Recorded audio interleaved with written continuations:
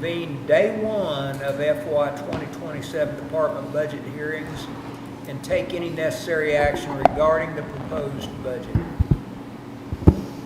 And I believe we'll start with Cooke County Loss Team, the sheriff, the jail, the courthouse security. All right, so joining me today is Ms. Jonna Green. Jonna started the Loss Team here in Cooke County. They do amazing work and very, very, very valuable to the county and the services that they provide. They respond with us to suicides, but that's just the beginning, and then they follow those families for weeks, months, and even years. But keeping up with those survivors in order to help prevent further suicides. We could talk all day about the Lost Team. I just donated $4,000 from our forfeiture funds. How much? $4,000 to them. And what I would ask you, and what Jonna will ask you, is if you would match that. If the county would match that $4,000. And so anyway, I just want Jonna to say a few words. She's much more eloquent than I. No, thank you so much, Sheriff, and I'm honored to get to share with you a little bit about what we're doing, and he's already asked you, so I'm not going to ask you again.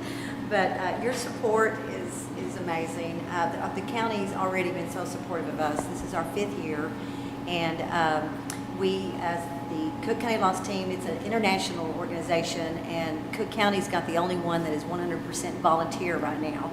And we have one of the most outstanding ones in the nation. We were featured in the Texas suicide prevention out of the state in their newsletter last year, and then this year they've asked me to come and speak at their conference just because of the work that we're doing in Cooke County. Rural counties get a lot of attention right now because it's got the highest suicide rates. Your rural counties do. And then you add that Texas is at the bottom 5 of the nation as far as suicide efforts. People's eyes are a lot on what are we doing, you know. And so right now within the rural county, we are really getting a lot of attention just because of what we've done. And I count a lot of it is because of the amazing support, and that's one reason why they want me to speak is how am I getting the support that we have had. And I'm not just saying, you know, financially, but just the whole city that is rallied behind us. We do a lot of work. The Loss Team, meeting people at the point of their loss. As a matter of fact, I spent all morning long. We had a loss last night, a 53-year-old gentleman, and I spent all my morning on the phones with family, the mother, the wife, planning how I'm going to go help this family go tell their, you know, their children. So it's really amazing work to meet these people at this point. So when we do that, it impacts and has opened up so many doors for us because for prevention. We start with post-vention care, meeting people at the point of their loss, and then following through with these families for 1-2 years. I mean, I've got families right now that, you know, whatever, for 2 years I'm working with. And to see these families progress, we now have a support group that's specifically for suicide loss survivors. We're in our schools. We work with our GISD. We get referrals from families now. We got referrals from Valley View School of children that show up to school that perhaps the loss didn't happen in Cooke County, but they lost their dad and their grandpa by suicide, and we're able to provide support for that little child, help the school with whatever they need. We provide free resources, books. We now go into, we did what last year was our first year that at the high school for all of our elementary students. We do a We Got Your Back to School rally. That the funds that the sheriff gave me, we use it for that. But we provide a positive approach towards mental health. It's not just suicide prevention, because that a lot of people will go like this when you say that word. So we're really building a lot of great momentum within our county with our veterans, working with our schools. working with our businesses, our primary care physicians. Most of your, 50% of people that die by suicide, they were in their doctor's office a month prior to death. So I see that as a huge gateway, and so we're really providing a lot of resources for our doctor's offices. Like I said, partnering with the veterans groups or physicians. We're going to be doing a rally this year, not only in the Gainesville ISD, but also in Valley View. Their school, we're coming along beside their counselors and providing a real positive, all the money that comes in right now, because like I said, I've been running this for 5 years now, completely volunteer, has been able to go back into the county. And so I really appreciate it, because not only are we doing post-vention care, but we're doing a lot of prevention now. And so your support is greatly appreciated, and I appreciate the honor of getting to speak and share with you a little bit about what we're doing. I can't say enough about our sheriff, who's been so supportive and actually getting a voice now. He spoke to across Texas to several different counties of why he supports lost teams. So there's only 13 counties in Texas that even have lost teams. And so we're actually providing support for Montague County, Grayson County. I just sent supplies to Henderson County this past week. People, it's sad. There's just hardly no resources for these rural counties that doing what we're doing. So again, I appreciate your support, and anything you give is going to go right back into our community. Thank you. A couple of questions, if you don't mind. Yes, sir. Do you do any proactive work? In other words, Yes. okay. That's what I'm saying when I say we do preventative work. We're Okay. going into, I missed we that go part. into our schools. I do education in doctor's offices with our counselors. I provide them resources. Businesses, I've had businesses call me and say, hey, one of our employees just lost her son. How do we handle that? And we go in, we provide them books, we provide them material, we do education. So yeah, this lost team has opened up the door. It's a can of worms, because there are no resources within these rural counties. You have to reach out. And so also, I'm really excited, we are getting a facility that we're going to be having our own place for not just suicide loss, but it's going to be a place where any type of loss, any type of traumatic loss, we provide some resources. And we're actually partnering with Fort Worth, that has an amazing facility there that's been operating since in the 70s. We just went and toured it, and they're going to allow us to do virtual support groups for children, for teens, real specific, since, because we don't have the money to hire, what I'm saying. And a lot of my counselors that volunteer with me, they volunteer. And so being able to access resources. So if I have a nice facility where families can bring their children or whatever, I've got the gurus, I sort of call it, as far as when it comes to recovery like that are going to do virtual meetings with us. So anyway, we've got a lot of amazing vision and trying to bring whatever resources we can to Cooke County. So that's what we're doing. Working with the schools is preventative,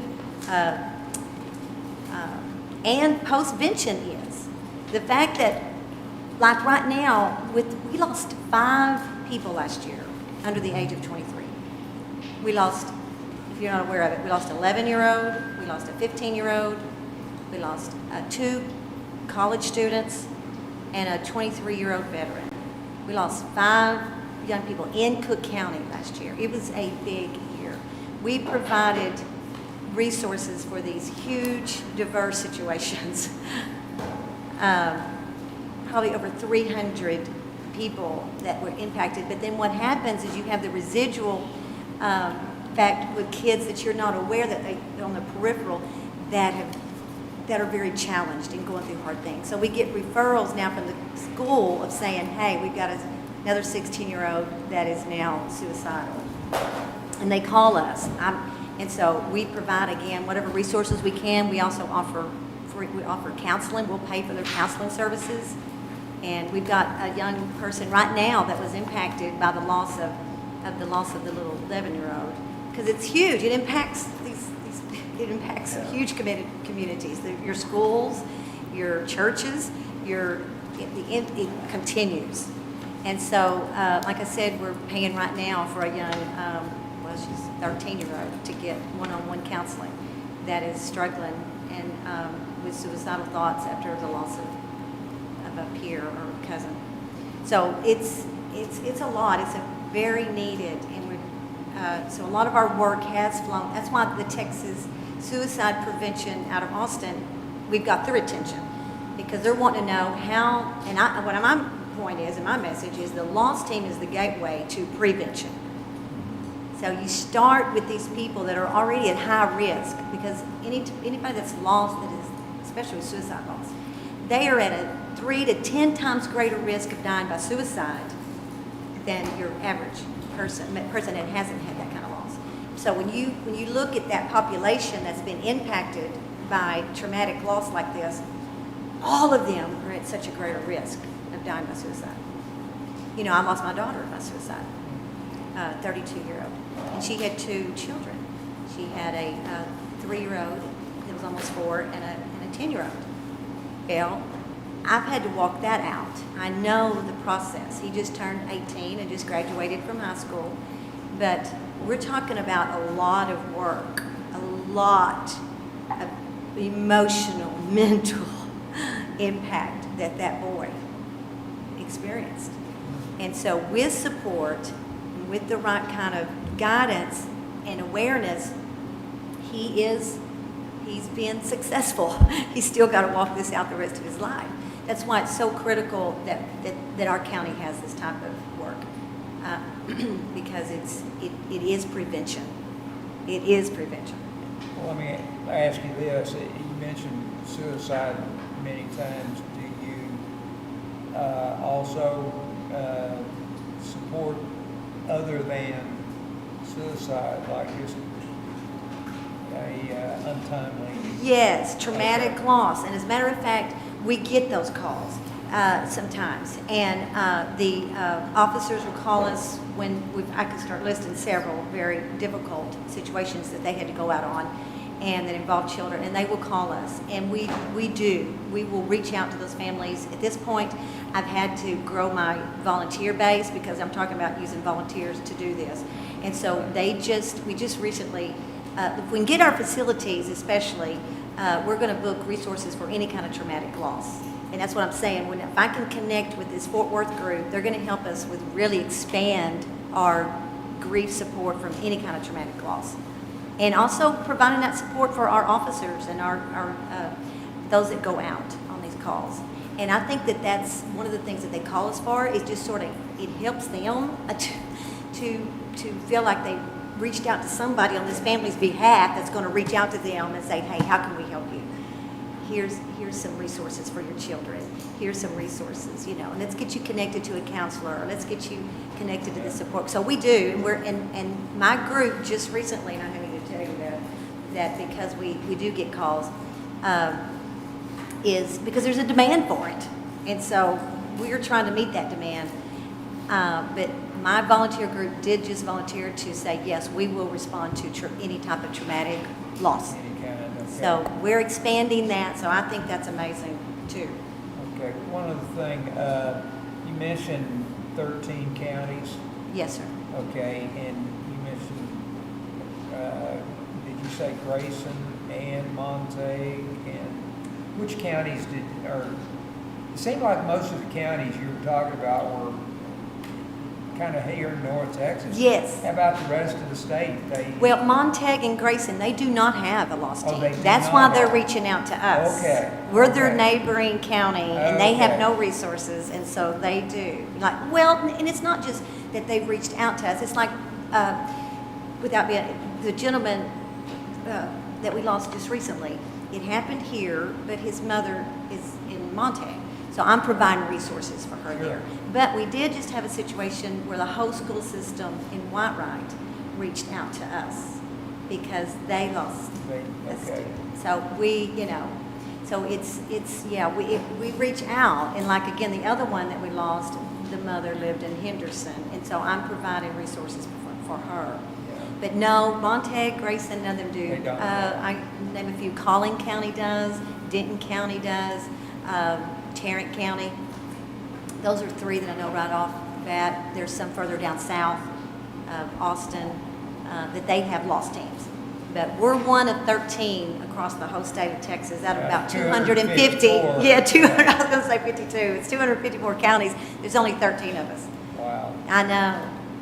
I just can't believe it. I'm working with a man right now in Missouri who lost his brother here, that I'm trying to get him connected to resources in Missouri.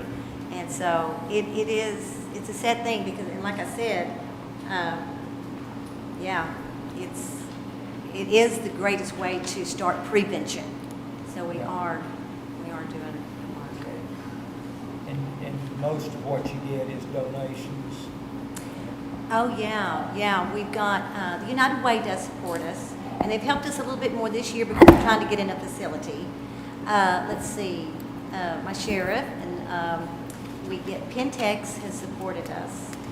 We have another foundation that has given us. How about local churches? No, I take that back. But there was a local church that did a fundraiser for us and donated $1,000, and that helped. That was, and so, but yeah, that's a whole new area of education that needs to be tapped into, and we have, some areas.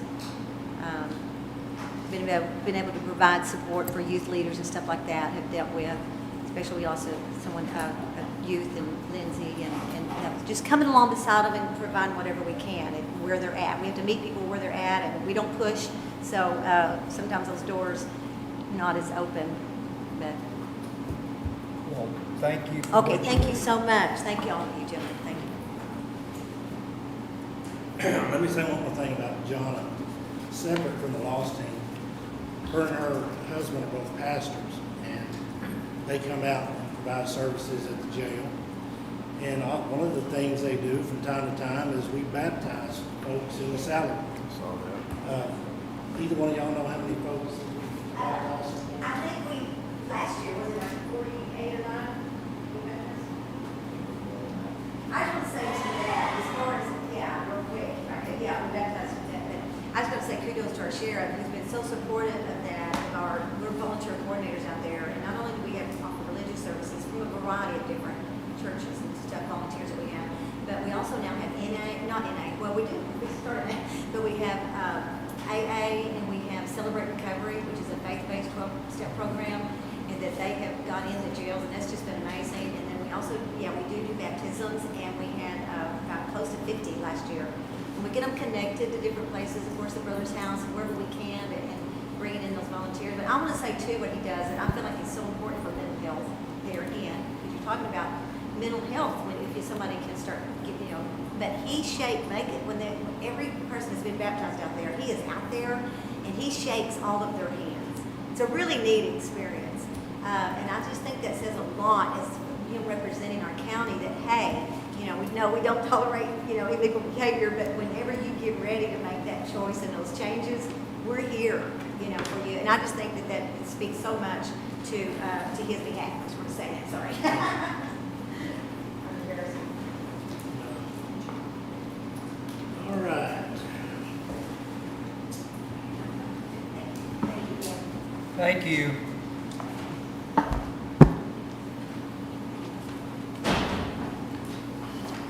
All right, let's go off into the jail, and it's going to be the 561 numbers. I don't know how your packet looks. I'll briefly touch on a few things down in the line items. Really, most things didn't change a lot. A few went down, a few went up. We did go up $50,000 on food costs. That's 561,333. And food costs are up as well as transportation costs. You guys know the fuel costs and so forth. So that's gone up 50,000.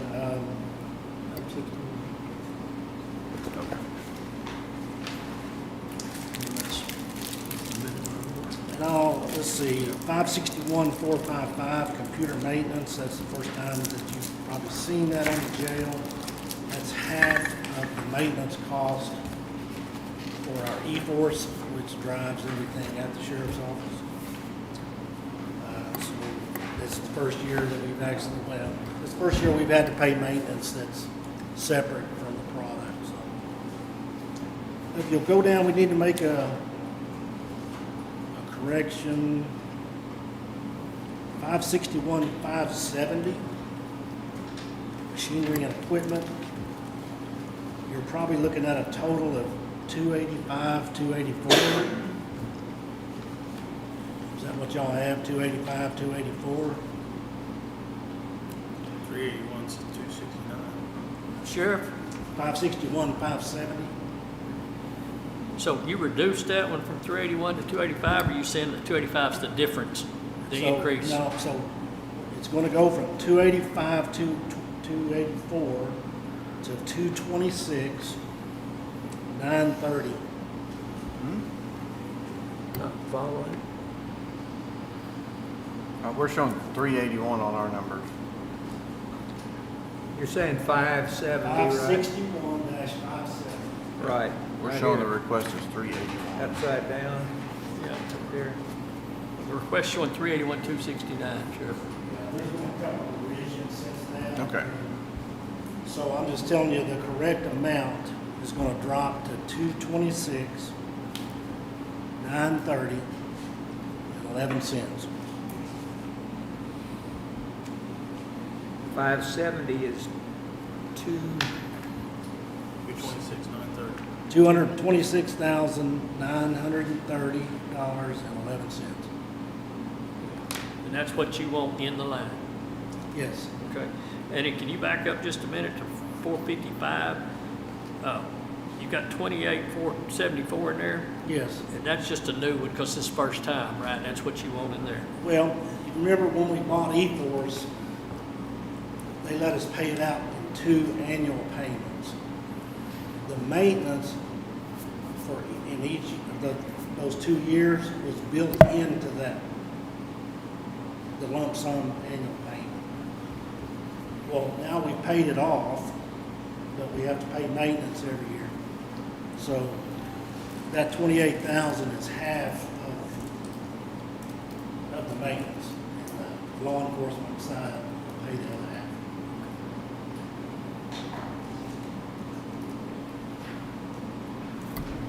When we first sat down, That's on those. when Nathan first calculated the jail budget, and we worked off of that, we've cut $226,824. That's off what we were initially going to propose. I do want to talk about 3 or 4 things. And I don't know where y'all have these sheets, but so we have a maintenance sheet filled out, estimated cost of $157,200. That's to replace 4 HVAC air handler units, 4 compressor units, replace 6 floor drains. That's kind of, Rick may cover that in his budget. He should, but I'm just letting you know what it's about. We have so many air conditioning units out there that we've tried to replace a few each year, so you're not all of a sudden ending up with 50 that crashed. So Sheriff, have you got that on a line item in your budget? that's not in our budget. That's in Not in your number, okay, That's in county maintenance. okay. Yeah. No, I just want to make sure, because it affects his total, but, okay, good. Ray, back to 570 again. Yes. You came down 155,000, right? Excuse me. You came down 155,000 basically from what you requested. Probably. We cut a vehicle, Okay. which is a big portion of Okay. that. I was gonna add, that was my next question. How did you come down that Yeah, far? yeah.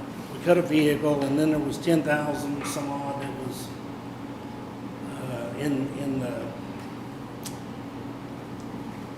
it was shown on the jail side, but I'll cover it on the law enforcement side. It shouldn't have been on the jail side. Nathan, you know what else we cut?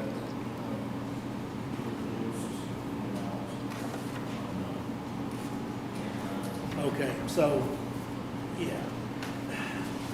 We got an $80,000 grant for the ICE agreement. And I'll cover, well, I was getting ready to cover the stipends. First, the only thing that we were going to directly pull from that 80,000 was a stipend to 8 individuals that are trained and participate in the ICE agreement. Back in the jail, we're in the warrant service program, so we assist in processing individuals that have an ICE hold, immigration hold. Anyway, that's why we get the 80,000 grant. So about $16,600 is the stipend to pay those 8 individuals. Will come off of that 80,000.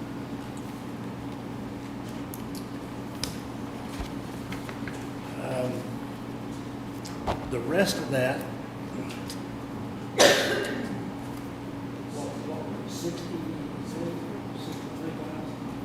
63,000 left of the grant. We're going to plug that in toward a jail project. Okay, so that reduced. That's part of that 200 some odd thousand that we cut. We're also going to pay. I'm going to offer to pay 1/3 of the project out of commissary. Let me get, Nathan, was it on the, yeah. Let's talk about that project. So the project is back in the jail. It's replacing all the cameras, all of the automation, shuts the doors, unlocks the doors, all that. The intercom system. That stuff is as old as the building is. So it's pretty old. You can't get parts. Parts of it are starting to fail. We had our jail inspection here a couple of weeks ago. We were really lucky that it worked that day. But there are times when parts of it doesn't work. And we had tried. We had filled out about and submitted in the budget year we're in now to complete about $60,000 project, but it somehow didn't make it into the budget. So now we're having to pay for FY27 that project as well as the $180,000. So anyway, the total project is $246,372. We're going to fund $63,000 out of the grant.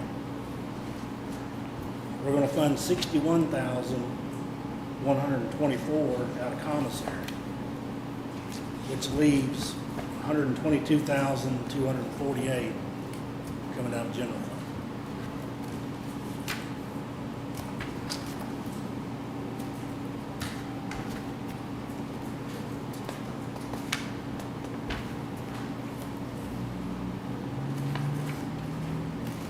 So out of that $246,000 project, we're what, $124,000 that we're going to fund from non-county dollars.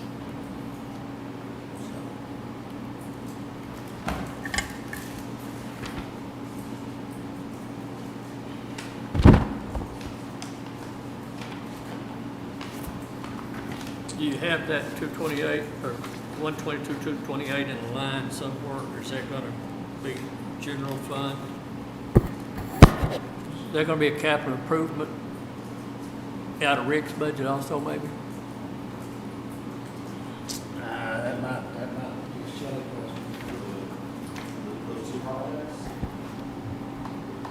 talked the cameras, the intercom stuff of that nature, the electronics in the jail.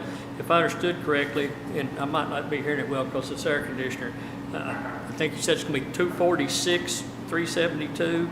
You was gonna take 63,000 out of this grant money and 61 out of commissary. Did I hear that correctly? 60, yep, And then, so you had 122,000 and like 228 left? 122, 248. 248, okay. So, is that gonna be capital improvement money? It's gonna come out of the jail budget on 570. Oh, That's part of that 226, 930. Okay. Now, that question may be more directed to the auditor because I don't know. I'm just saying general fund dollars. The county's portion is going to be 122,248. But shouldn't that come out of capital improvement money?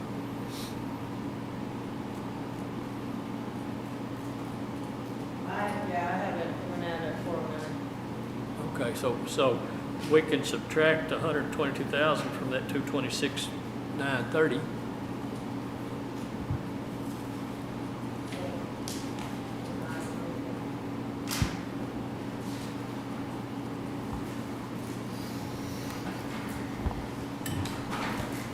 doesn't matter, there's half a dozen ones in the other. Well, but when people look at his bottom line budget, they say, hey, it went up $200,000. Well, that's a building repair and not part of operations. Does that make sense? That's what I emailed Sharon. Just breaks down what I'm talking about. But as far as general fund or whether it's Yeah, but like I said, my concern is embellishes your bottom number. When people look at it and say, look what the sheriff's spending. Well, but he's got 9,600 in his own budget. But he ain't got there yet. But, okay. That whole project's $256,000. I get it, but that 9,600 something is actually, it's the same company, but they're doing the interviews, cameras. Really got nothing to do with the jail. That's why you had 256 and you came back to 256. It's on two sides of the building. That's above my pay grade, where y'all take it.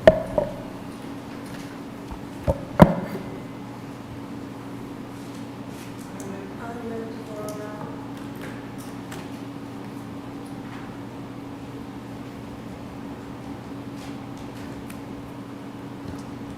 You clear on that?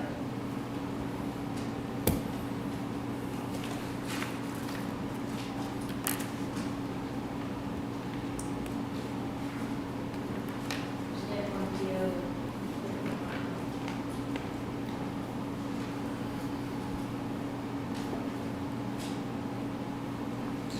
That, I told you about 16,600 is coming out for stipends, and that comes out of that Senate Bill 8, that $80,000 grant. So it'll be $150 times eight employees. But those aren't, that stipend isn't county money, that's grant money. we'll do it just like we always do. Grant goes away, stipend goes away.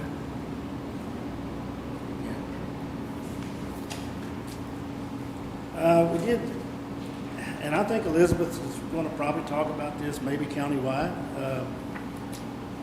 We put down 5 stipends for bilingual. Nathan, I have it as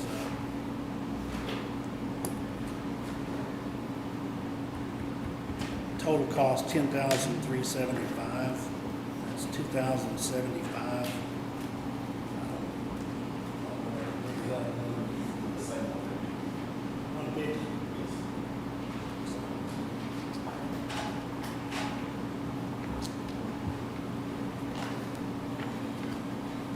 think you guys know that that stipend, that bilingual stipend, you know, a lot of businesses, certainly a lot of law enforcement agencies pay for that bilingual. It's very valuable.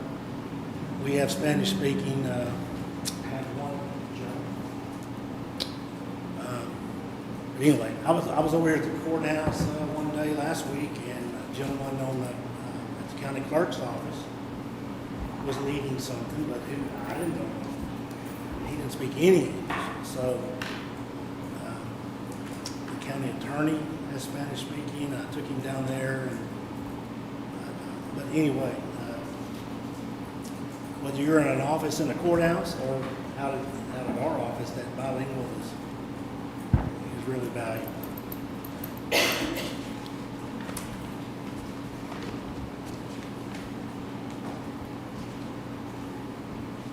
And the last thing on the jail that we brought,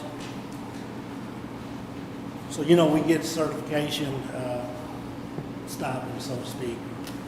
So you know when you first come out of an academy, whether you're a jailer or whether you're a peace officer, you come out with a basic certificate, and then years of service and training, and you get to intermediate.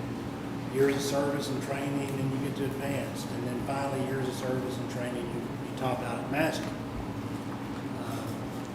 The jailers make their stipend pays less than the law enforcement side. They have to have the same training. So we would just like to bring them up, bring their stipends up to the law enforcement side. That would be a total of $10,308 for the whole jail per year. So that would bring them up equal. Currently, the current master certification in the jail pays $34.61 bi-weekly. But if you move over onto the law enforcement side of the building, they make $69.23 bi-weekly. So anyway, it's just kind of equaling out and bringing their education stipend up to match the peace officers.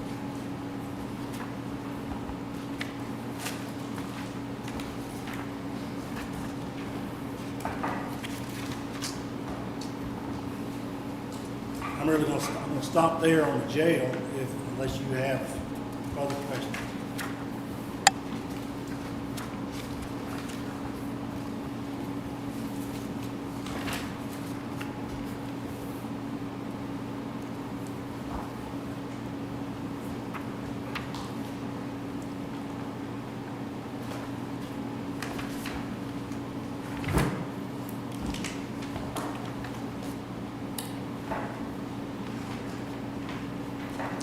Okay. If nothing further on the jail, let's move over to law enforcement side. You're going to be looking at 560 line items.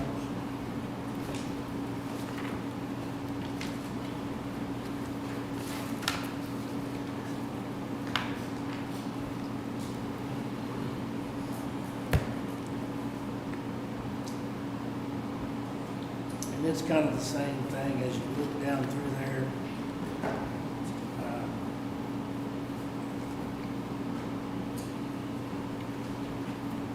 You know, we actually cut down 10,000 on uniforms.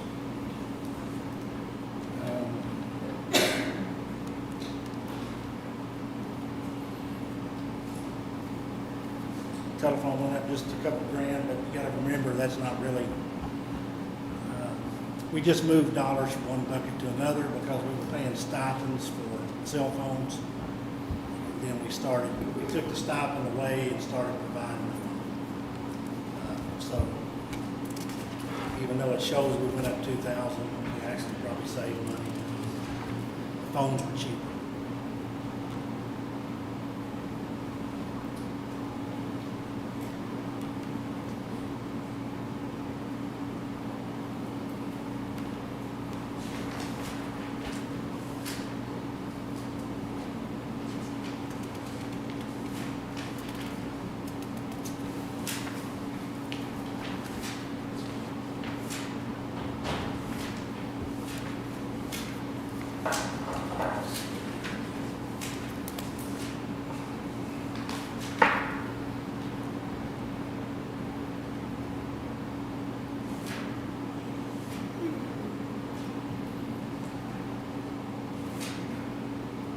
think initially, 560, 570, I think initially was around 505,000. But we cut a vehicle. You know, when you have 20 patrol units, 20 marked units, if we replace 4 a year, then they're 5 years old by the time it rotates around. And in 5 years, they're going to have anywhere from 150 to 180,000 miles. But that's not the kicker. Their engine hours are going to be very high because they're never shut off during their shift. So rarely shut off. And that's when we start dumping $12,000, $13,000 engines, $6,000 to $7,000 transmissions. It's when we really see the maintenance crank up when they get above that. So I was trying to get 4 a year. We kind of got in a bind with that one vendor. We didn't get. It took 18 months to get 3. So we kind of crawled out of that hole with the new vendor. And I was Commissioner Sicking was sitting in the budget hearing, and because of the little snafu with that jail project not getting done this year, we're having to do it both next year. I cut the vehicle from the jail, and I cut one on the law enforcement side, which puts us only getting 3 marked ones. But what I told Commissioner Sicking is we've had vacancies throughout this year in patrol, and I think we're finally full. But we carried 3 vacancies for a lot of the year, so we had some vehicles that weren't being driven, and I think we can get by with 3, just because they weren't out there on the road. So anyway, the number I have is 428, 481. And that'll be for 3 marked and 2 unmarked.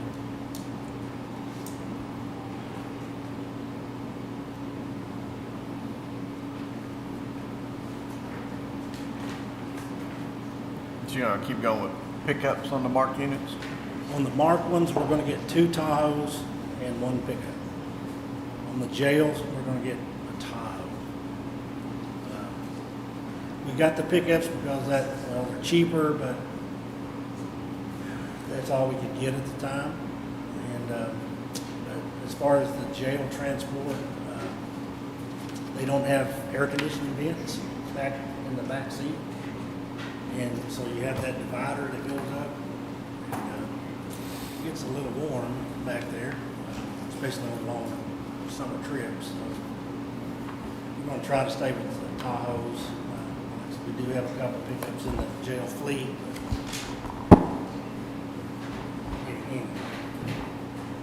I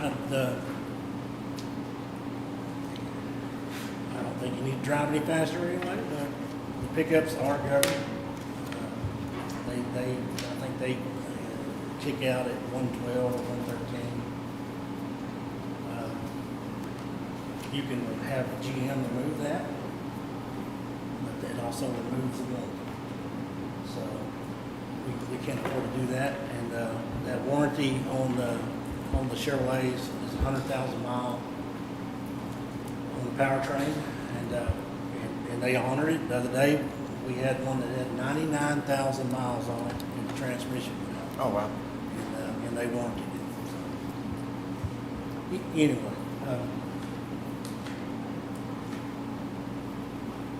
I think everybody prefers the Tahoes. They're just a little bit more costly. But certainly on the jail side, we probably need to stick with Tahoes. I was just curious because it seemed like it was kind of hit or miss whether they liked them or not. Yeah. Some like the pickups, but some don't. And the reason they don't is, like I said, it's limited, top end. It gets there in a hurry, but then it stops.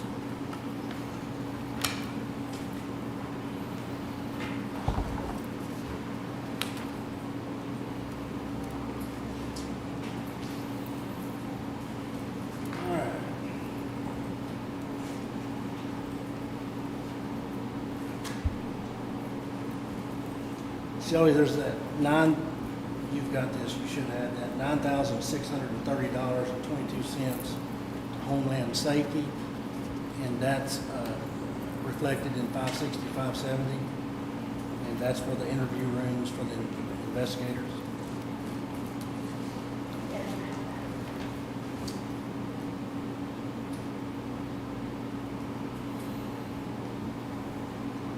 Certainly, if y'all have any questions on specific line items, I'd be glad to answer them. I do want to talk to you about some.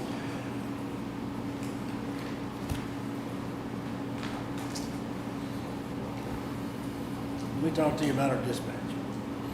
Can I ask But one question? Go ahead. Just out of curiosity, the uniform line went down 10,000. How did y'all do that? Some of it's because some of that probably rolled into tactical Okay. because of body armor. And some of it was we just cut it. Yeah, maybe not using as much. I was just curious.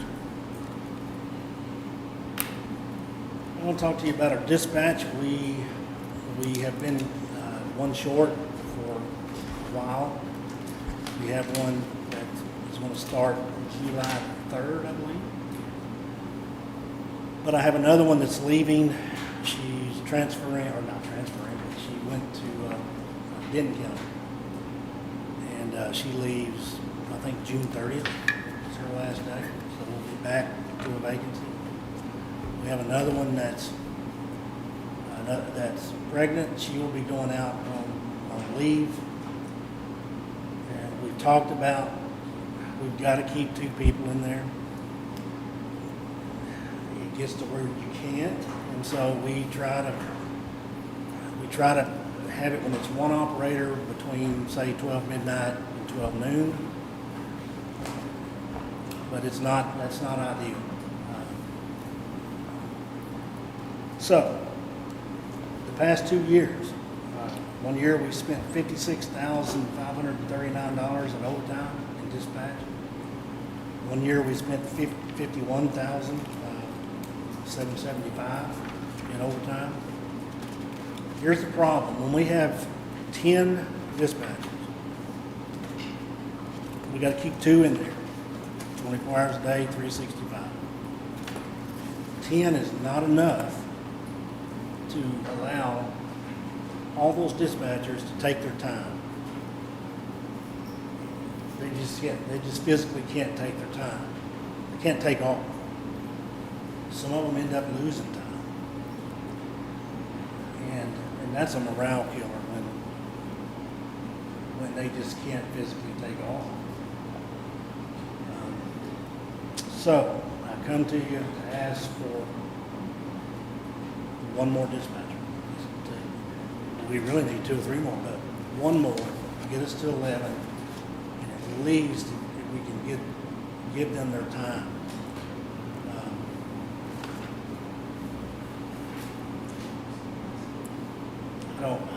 I don't know how we fix, if it is fixable. You all want to look at a salary study at some point, but I know we can't pay what Denton pays. I know we can't pay what Collin County pays, even Grayson County, but that's who we're competing against.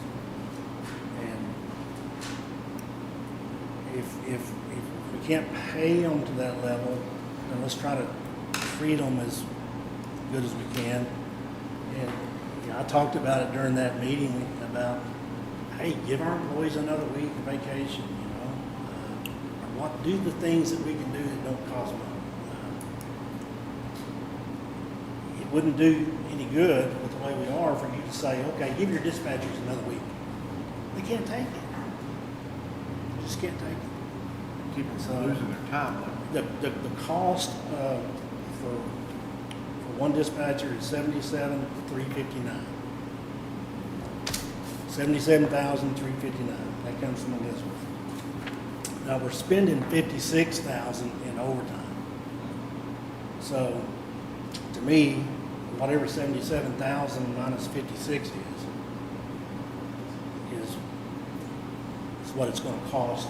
In addition, but think of benefits and morale and a good it would do for that whole division out there, so.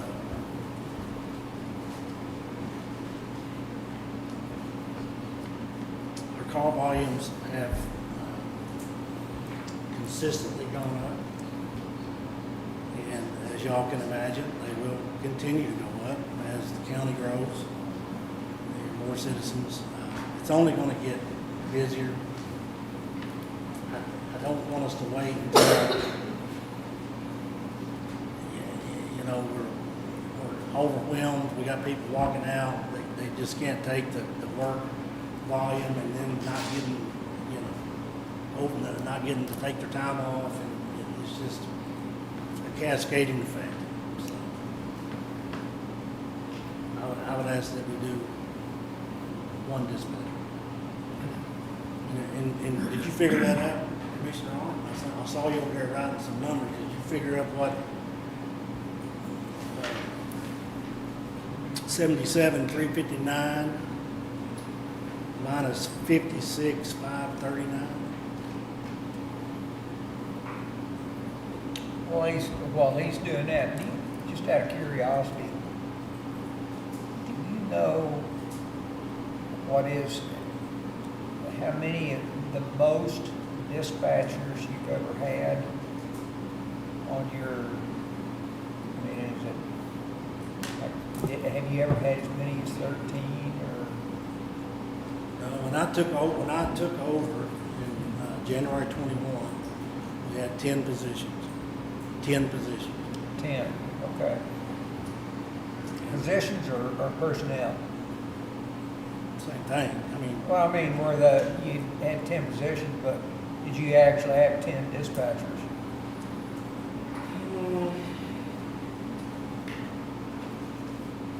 I think Miss Elizabeth was in here. I think we had, I don't think we were full when I started. It might have been one short.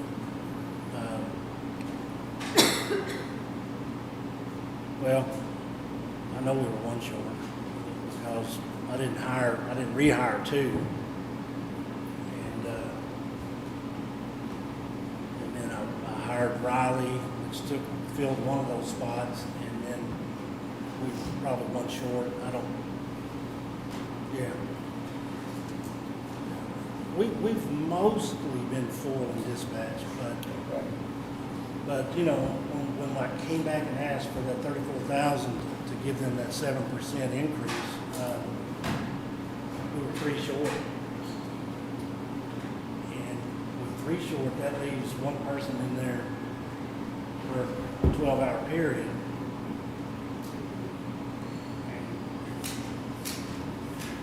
Bad things happen.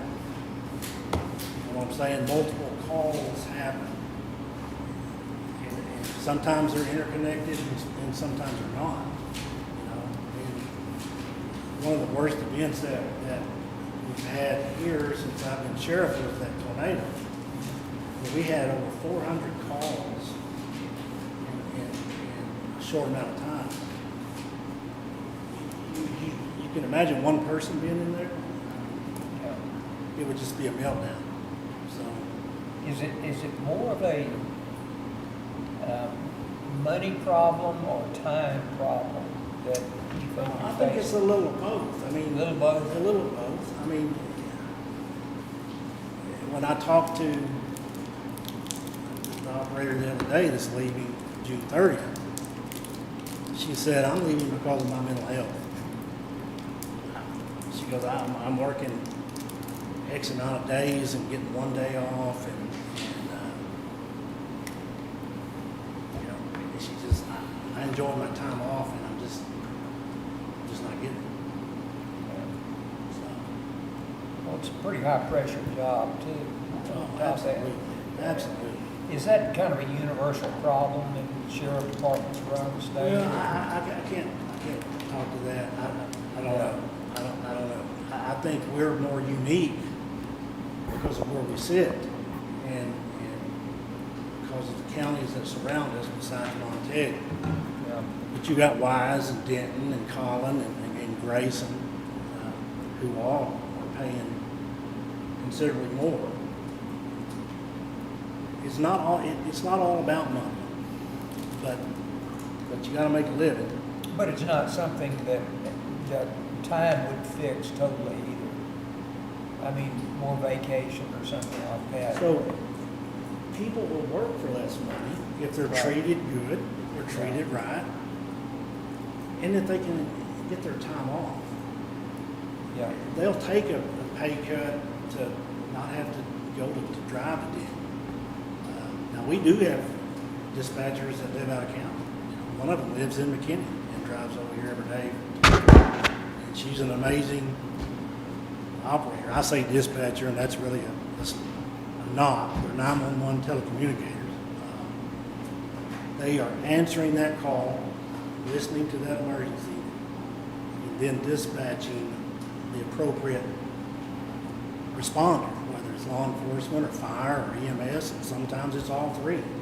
But, you know, what I was saying earlier, you know, 400 calls in an hour less because of that, the tornado. But nothing else stops. Nothing else stops. We're still responding to domestics and everything else in the county. And you have that horrible situation, then our work carries on. So I couldn't imagine being one person in there that night.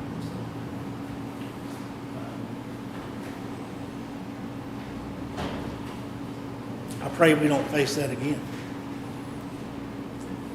But, It's about $22,000. 22 grand. Yeah. 22 grand. So, Probably still need to keep some money in there for OT. Probably still need to keep some money in there for OT Oh, just yeah. in case. You also track 77359, or 56539, 77359. 55 and 77. what would a dispatcher cost? 77 through 59. 70, now this is benefits That's and all. entry level now, or, Benefits and all, 77,359. okay. OT for 56539. 56539 was overtime.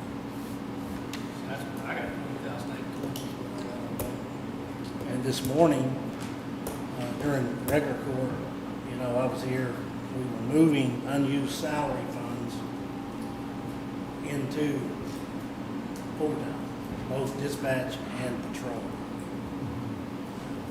because of the vacancies.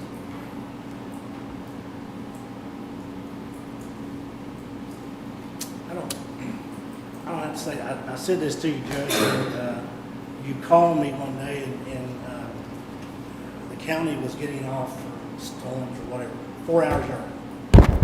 And, or however much time, county was shutting down. And you called me to make sure I got that email. And I said, well, Judge, out of 100 people, that only applies to 4. Because everybody else has got to be there. It doesn't matter whether it's July the 4th, it's Christmas, those dispatchers are in those chairs. Imagine I was just asking your permission, I probably wouldn't just. But anyway, that's on the dispatch. We asked for the same, the bilingual stipend. Again, Elizabeth may bring y'all that countywide to apply to everybody, but on the law enforcement side, we asked for the bilingual. I think we got 5 spots. That's $10,000, $10,375 for the bilingual stipend.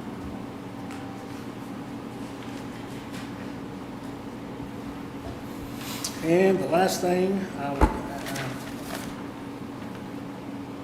our CID and our special crimes folks testify in court quite often. They have to wear business attire, jacket, ties, nice slacks. They currently pay for their clothing out of their own pocket and have not been reimbursed. So we got 9 positions, and just asked that we pay them a $1,000 annual clothing stipend. After taxes, each employee would get approximately $850. Those 9 employees would get $850 a year. That's not gonna buy you a big wardrobe, How many, 9 did you say? but 9? 9, that's special crimes, CID. Uh, Now, this is a real curiosity here too. You say they have to wear coat, tie, and all that kind of stuff. Almost seems to me like CID would want to wear something a little more,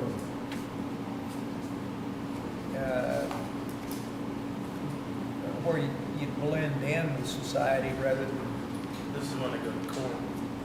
you're talking about just court, okay? So normal day-to-day activities and they, okay. Well, I have, now, They look like Jason normally. I have some investigators that dress pretty nice, just Yeah. every day. Now, they don't wear a tie and a coat every day, but they wear nice slacks and a nice shirt, Okay, and they dress nice. The court's a different matter, and that is a formal attire, so,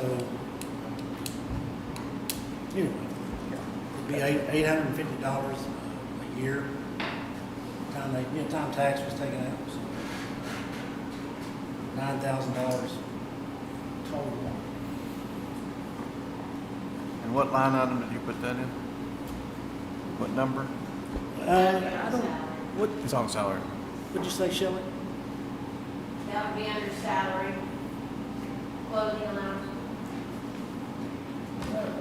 ask you another question here, and I'm not suggesting that this be done or anything like that, but administrative people, can you hire dispatchers that can double as administration and the high pressure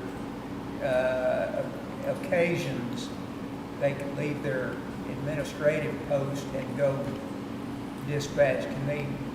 Is that not a possibility?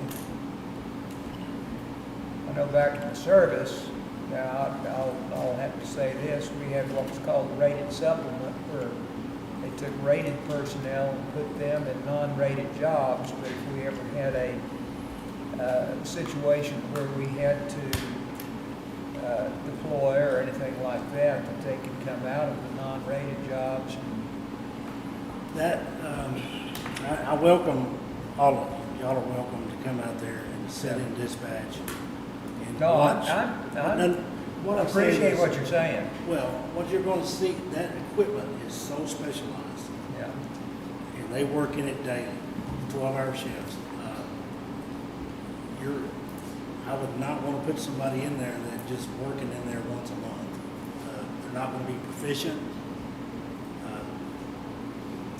They gotta be on their A game in there, and you're dealing with emergencies that are oftentimes life and death. And we can't afford to put somebody in that position that's, No, I appreciate Not- that. As a JP, well, I fully well remember how we relied on the dispatch and for one thing, just getting to where we were supposed to go, nothing else. But I mean, I'm talking about, certainly I appreciate that. it's just too, we are so far gone from the pen and paper days. It's all entered in, it's all in the E4 system and the CAD system, is then transmitted out to our laptops for law enforcement. It's just too technical and too specialized to not have somebody that's in there dedicated full time. In smaller places like Montague County, their dispatchers are dispatcher / jailer. But they, That was kind of the concept I was talking about there. ours is not set up that way. And plus, we're too big to do that. It's just, we're too far removed from the jail, so it wouldn't work anyway. But they don't have time to be a jailer / dispatcher. I don't have anything else now, unless, I'm glad to answer questions. I will say, and I told Commissioner Sicking, I'm very proud of the sheriff's office, the jail. We passed that inspection with flying colors. I'm very proud of the department. And when I talk to people, they are proud of the department. And I always say that we couldn't do it without the support of the Commissioner's Court. You guys fund it. We try to make the best use of it, and I think we're providing a very good service to our county.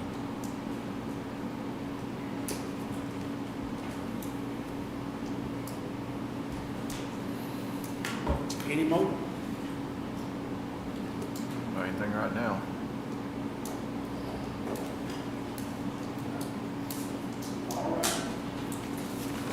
Thank you. Thank y'all. Thank you very much.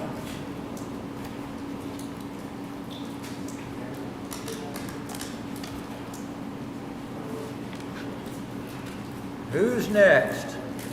Looks like it's EMS is next.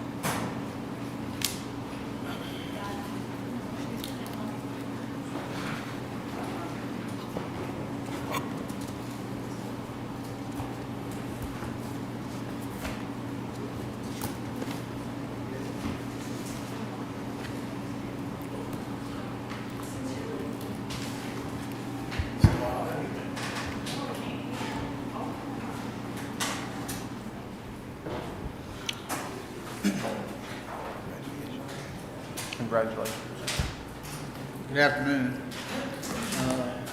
I'll wait for Adam, or Yeah, might as I'll well. wait for Adam to come back, or? Yeah, he'll just be Oh, just a second. yeah, sure. No.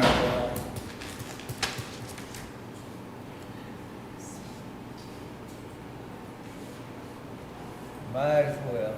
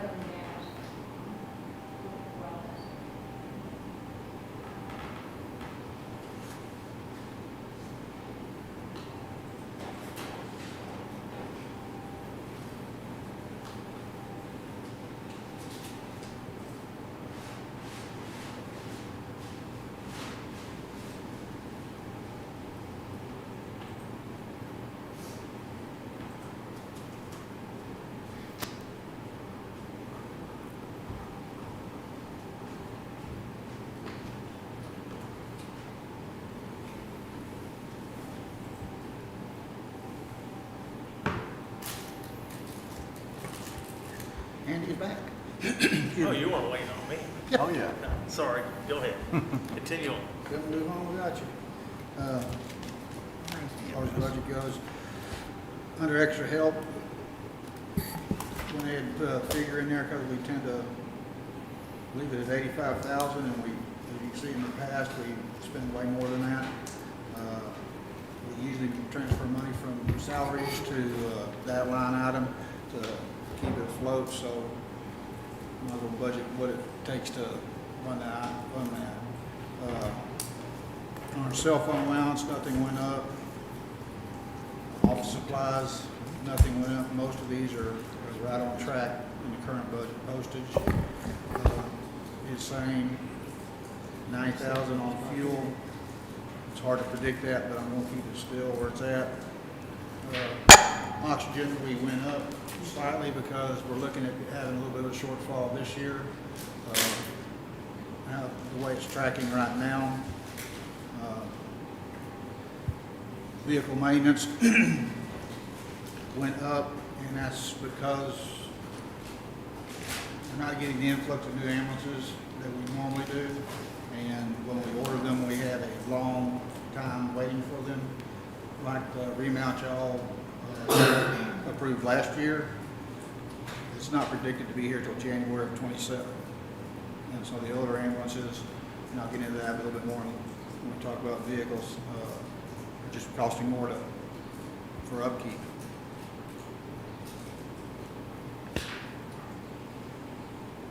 Furniture and fixtures, we don't have any big plans there, so we have to 1,500. The subscriptions went up because some of the equipment we're going to need to buy this next year is equipment that we'll have to have different maintenance agreements on, so that's gone up. Medical supplies just keeps like everything else going up every year. Uniforms, we decreased it just a little bit, trying to hold it there. Telephone's the same. Radio communications, we went up slightly because we're looking at buying a different radio, that the newer version of the Motorola for our captains to carry. Academy went up 3,000, where we've not bought mannequins in a couple of years, and she needs to replace some of those mannequins. And there's some of the CPR and intubation mannequins are very old. Training stayed the same. We've been using quite a bit. Medical equipment repairs stayed the same. So is non-capital medical equipment and machinery and equipment. Bonds we cut out completely because we don't need it. Association dues, 3,000. Physicals.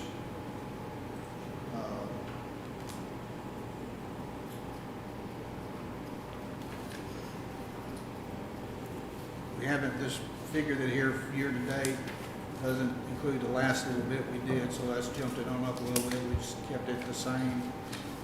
Medical director expenses, we've kept that the same.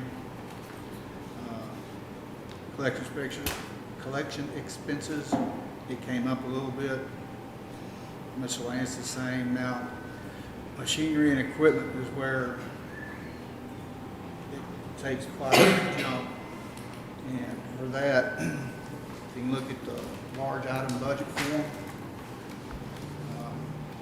Top one is a new ambulance cots. The cots we have, they range in age from 19.5 years to 14.9 years. They have a 7-year life according to the manufacturer. We do good maintenance on them. We've got a very good maintenance guy, and he comes by and he takes care of them, and we've been able to extend our lifespan on those cots well past the service life here. But they're getting to the point where he's having trouble fixing them, and that far past service life, if there's a problem and we have a patient injury due to it, then we'd be liable for that. So we'll look at replacing 2 of those next year. Our power load systems are 6.1 years to 1.3 years. Those are all in good shape. They've got a 7-year service life, so we won't need to replace any of the power load systems. Now, when we purchase new ambulances, we have to buy them for those. Our stair chairs is one of the big expenditures. They range from 8.9 years to 22.1 years for a 7-year service life. With all the 3-story buildings and apartment buildings they're putting in, the newer version has a tracking system on back, so that when you're bringing someone down the stairs, you'll come off the edge of the stair, that track will engage and help lower them down. The guys aren't actually carrying it down, and that's going to keep a lot of stress and injuries off our guys where that's concerned. And the more we have to bring people down from those 3-story buildings, and it happens quite often right now. On some of the life of this stuff, which they can I get the cots are used up and down every day, but like the stair chairs, how do they do that? I mean, It would be more of a, maybe a weekly, other than a daily cot, yeah, they get used a okay. lot. I'm just curious how they decide what the life is, because sometimes the stair chairs might not be used for just a few times. You know. Right. I know everything's got to, with fire and EMS and law enforcement and airplanes, they have to stamp it, so you have to buy new whether you need it or not. They do put that life on it. You're right, they probably could get by with a longer service life since their frequency of use isn't as good. But when we got stair chairs, let's see. And you know, I was going deep into it. I just, it's like they say the years, but you might not use it, but 5 times a year or They do something. use a lot more than they used to. I'm sure they do. But like I said, with the apartments Used to, coming we only in. had one, Yeah. and we still didn't use it very often. We got, Then we put them all, I say we only had one, we had one with track, and it was on the rest of the trip. we got Now we use all of them quite a bit. 3 at 8.9 years, 4 at 10 years, 10.3 years, 1 at 13.3 years, and 1 at 22.1 years. So the 8.9 years only accounts for 3 of the 10 that we have. So that's Yeah. Obviously, 9. they're outlasting their Yeah, life yeah, for expectancy sure. by twice. Some of them.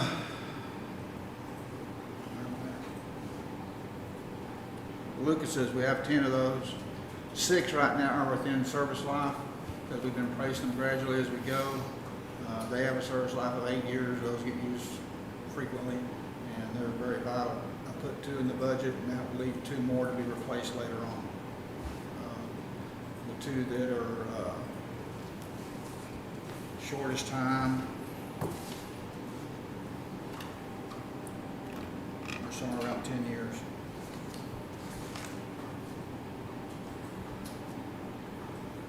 Ambulances, I did put an ambulance in this budget. I know we got one on grant and we did get the one remount last year. Like I said, the remount from last year won't get here till January of 27. Try to order the one on the grant this week. It's 11 to 14 months out from the manufacturer before we could get it. The reason I put one in there is because it's taken us a year to get the thing.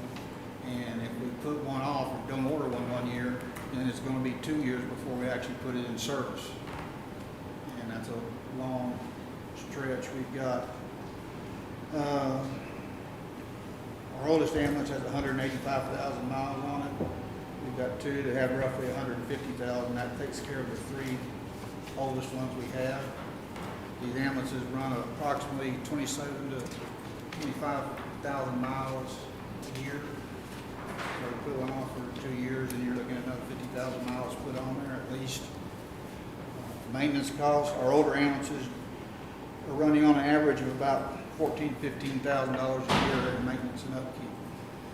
Because we got 45,000 for those 3, 49, about 40,000, so a little less than that per year for those 3. Those are our 3 oldest ones. The new quote went up to $334,751. It went up $20,000 over last year's. Last year's was $314,000. Okay.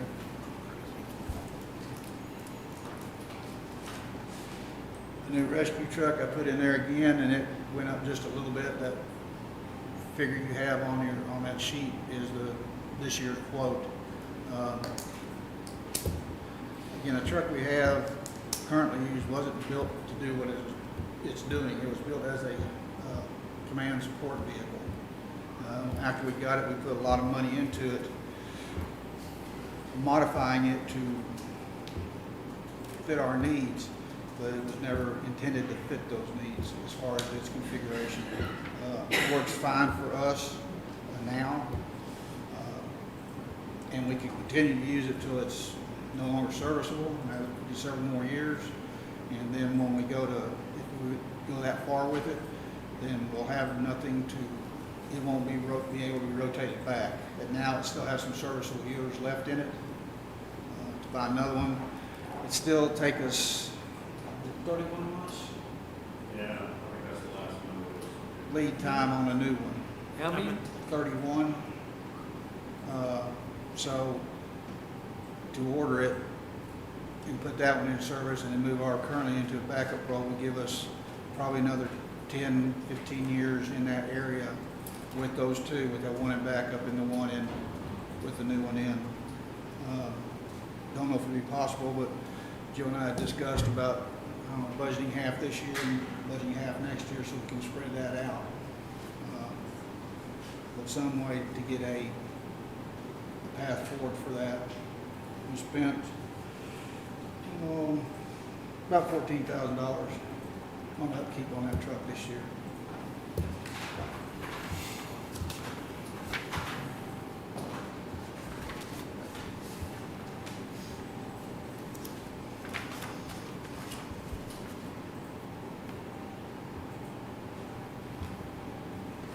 That's the machinery and equipment that went quite a bit. Metal equipment capital, that has the, I believe I put the cots in that. Shelley, I'm not sure if that's where they were supposed to go or not. I'm sorry, what? The cots, wasn't sure if I put those in, which line to put them in. Cots? Yeah. Equipment or I put 'em in- machine. I put them in 570. Okay. And I have them down here, I put them in medical, with the capital. No, didn't you put them in 574? Yeah, that's medical equipment capital. Yeah, that's right. Where did you put them? I put them in 574. So, With the, sorry.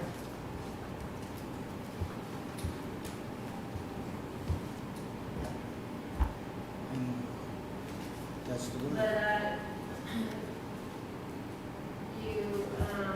you put in the amount before the trade-in, the discount, but you Yes. didn't include the shipping. Yes, sir. So I changed your amount to 171,105. Okay.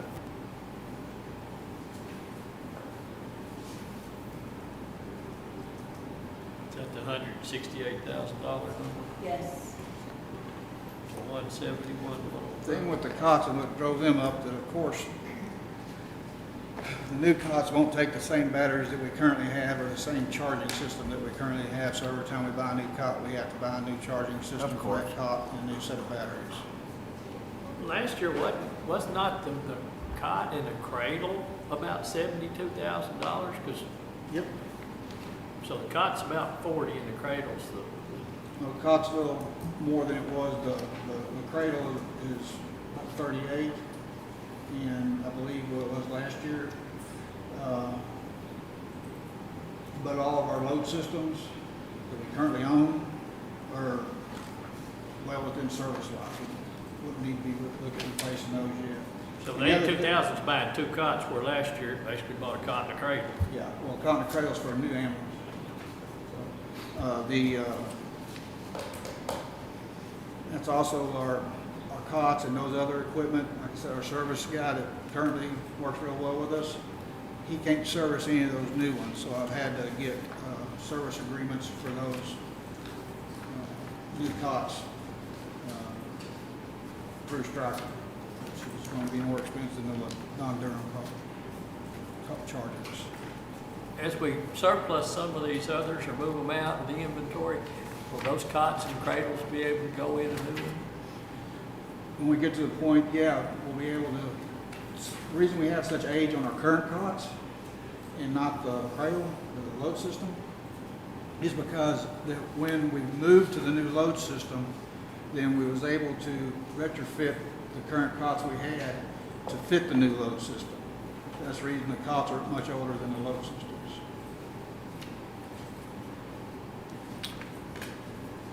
Just a shame a cot and a cradle cost would have been equal cost. Yeah, that part's insane. I think if You you get a lot of miles on them in a year, though, a lot of ups and downs. yeah, they do. And a lot of tough ups and downs too. Yeah, no question, it's just putting it in perspective of how expensive the Yeah. things So are. they're, It's good. our expenses. Joe and I can both relate back to the point in time when we had to physically pick these people up, and it's a person saver.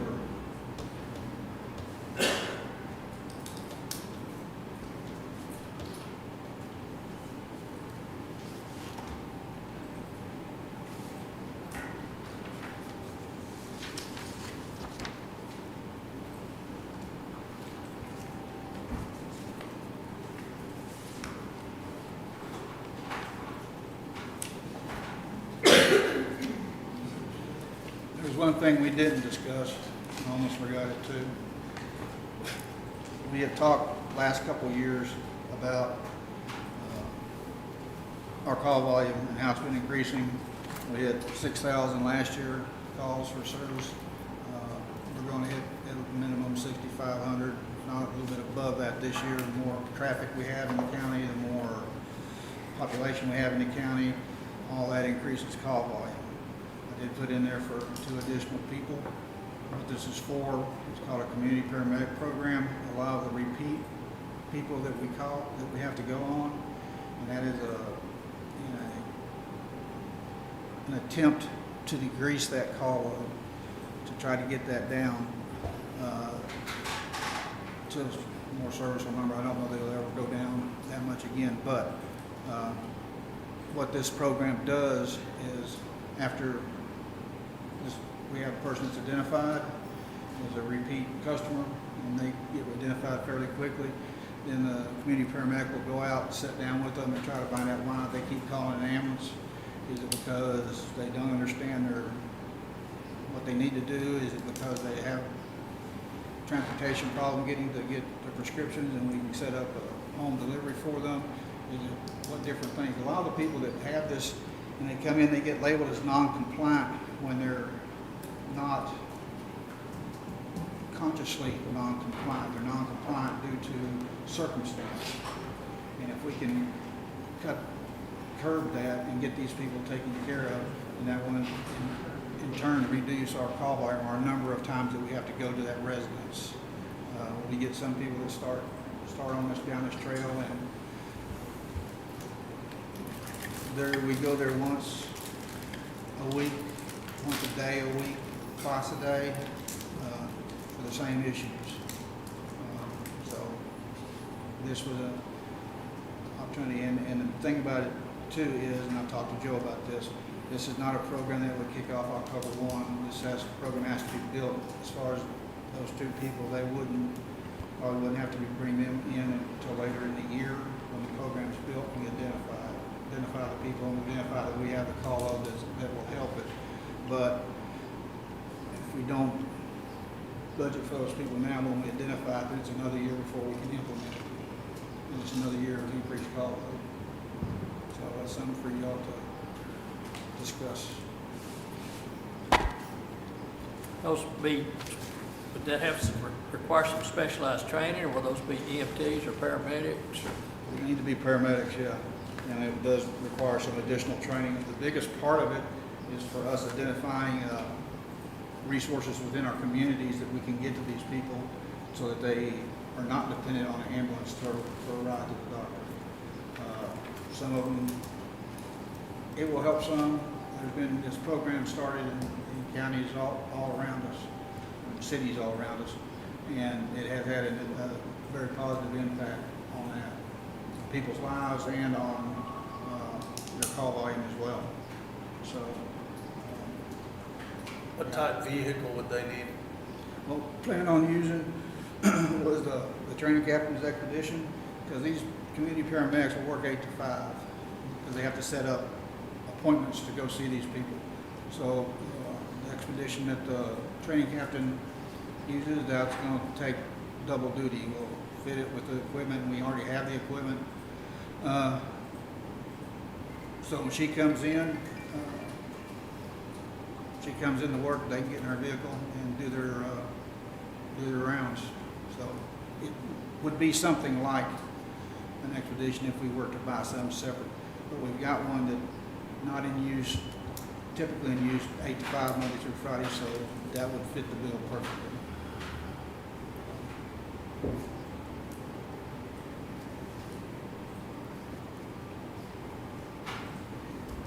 or any departments close by doing that, do y'all know of? Frisco is one. We sent people, gosh, it's probably 7 years ago. We sent some people to Frisco to talk to them about their program.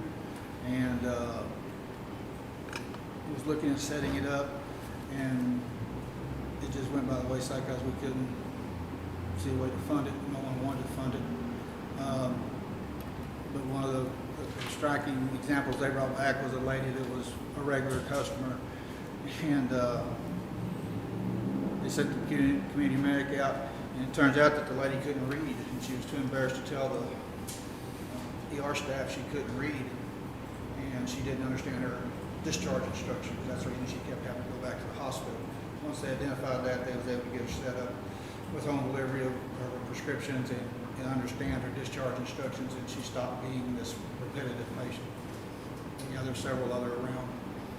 MedStar in Fort Worth had a very big program. I don't know if how it's still working since they kind of merged with the fire department, but MedStar had a very big community paramedicine program. They started as a community paramedicine, and it migrated into the MIH, Mobile integrated more healthcare. mobile integrated healthcare, which is a different, those two terms are not interchangeable. MIH scale is something much more in depth than the community paramedic is. And there's several other, I would have to think of, get a list of them for you.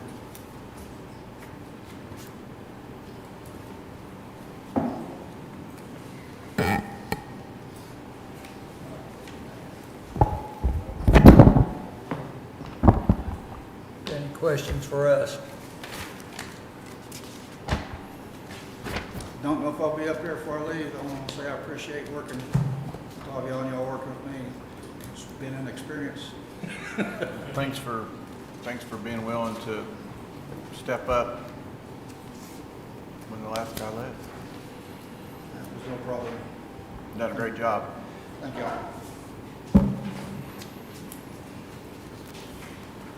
I know the next guy will do a better job. No pressure. Trying to screw it up.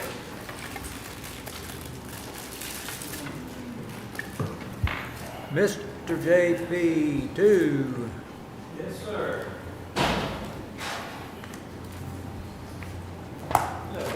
Good afternoon, Judge and Commissioners. I don't have a lot, I think, of significance of any changes. And the few changes we did make, I went through it with a little finer tooth comb than we have been doing and didn't really come up with a lot that we could decrease. Did not ask to increase anything, but I thought, look, if we can decrease a couple of items, we found a few. And I tell you what's happening. So much of the information, the follow-on schooling, the education that we have to get, that stuff's getting to be available online. And also what I have started doing is that through the Bar Association, I can take all manner of continuing legal education, which meets my requirements, and those are free to me. And, you know, I didn't really realize it till this year, but if you're a judge, the Bar Association doesn't charge us to take their otherwise very expensive classes. So I've been doing that, and that's going to satisfy the hours that I need. And as far as our clerks are concerned, so much that the clerks need to get, once again, that's available online, and they can get their different graduated levels of, I guess you could call clerkship, by doing that. So we have done that. The result is that we had $2,500 budgeted, and the coming year we budgeted $1,000, and no particular reason to pick those figures other than that just seemed logical to do it. And then kind of the same thing holds true down on books. You know, we get so much now in electronic form that we don't need to be buying books because they are very, very expensive to buy. And quite frankly, I can tell you what I do. I love a book. I'd rather look at a book than go online. But when I have a question, I go to the book that I have. Maybe it's 2 or 3 years old. Doesn't really matter. I go to the book, see what it says, and then we check it, or I have one of my clerks check it online, make sure there's not been some update since then. But functionally, it works just fine. We don't seem to have any problem doing that. And anything else? What else did we have? Technology. We reduced supplies from 1,000 because I look back and we'd paid $258 and we'd paid $289. So I just modified that from 1,000 to 300, and I'm sure we'll be okay with doing that. But that's really, other than that, everything's pretty much as we proposed at our meeting, at our proposal, and nothing of any significance has changed. But any questions from anyone about what we've discussed? Could I talk you into spending money? Sir? I said, could I talk you into spending money? Not, it wouldn't be difficult, but let's go ahead and try. I don't know that we can do this, but the constables have asked for body cameras. Okay. The sheriff, I believe, is going to provide them the cameras, but they have to be connected to the cloud. That fee is $696 a year. Okay. Shelley, can we not take that out of their technology fund if they agree with it? It's cloud service, computer type service. Commissioners, if I could add something to that, it would be greatly to our benefit to have a body cam on the constables because they serve as bailiff anytime the court's in session. So I would be very happy, and we do have, I think, plenty of money in technology. We show there's a contingency fund of $19,000. Based on what we can legally do, I would be perfectly happy to let that come out of that fund. She says we can. Okay. Can we mark his budget accordingly and subtract it? Obviously got to talk to Jody about JP1, but that helps. Well, it makes sense, and I think that that's an asset to our court to have that as well. I'd be very glad to have that. Say that again, Gary, what? The constables, each of the constables have asked for a body camera. Right. Okay? The sheriff is going to give them the body cameras, as I understand it. Okay? Those body cameras download to the cloud for history. Okay? The subscription for that service is $696 a year, as I understand it. And so what that would allow them to do, you know, once they wear it, it has to offload its information. Okay, so it'll offload it to the cloud. That fee to do that for 1 year, $696 per constable. And because it's technical and the judge has some money and to help out, then he has said he wouldn't mind helping out at all, and it would benefit his bailiff in the courtroom. Yes, absolutely. Is that some money that comes from like forfeitures or something? No. Court cost. Okay. So it's money generated beyond the tax? But it is dedicated for that particular funding Yeah. area. So, yeah, and we don't ever use that much. And I think that this would be a plus and would be a benefit to our courts. I'd be glad to do that. Thank you, sir. Yes, sir. Any questions? Thanks for taking a deep, stand deep. adjourned then, won't we? Thank you for taking a deep look at it. I know on the smaller budgets, it's hard to cut anything. Well, it is, but you know, hey, a dollar saved, dollar earned. I mean, you know, What and line we're item not you put that using in, it, Shelley? so, yeah, I'm good with all of that. We appreciate you guys. All right. You still thank thinking about sirs, it? Madams.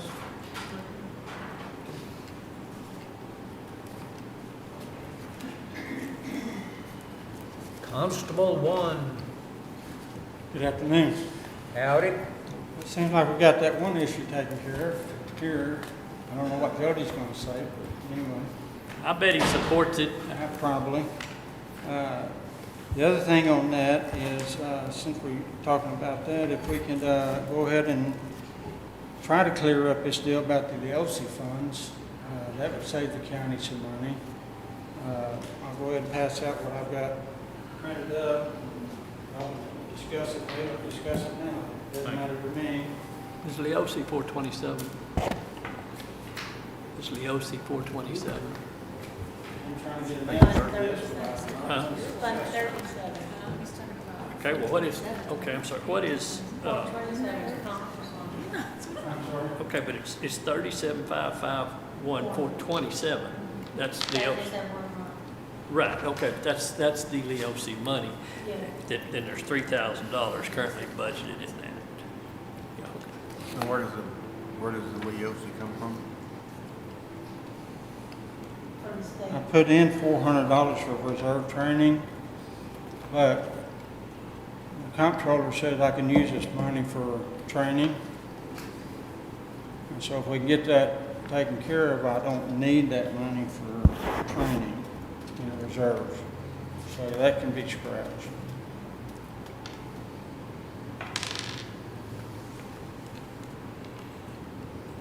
The other thing is, I checked with the two reserves that I do have, their vests are in date, so I don't have to put in no request for any money for vests for them. Mine is in, so I've left that, I brought the uniform budget back down from 2,500 back to 750 like it has been.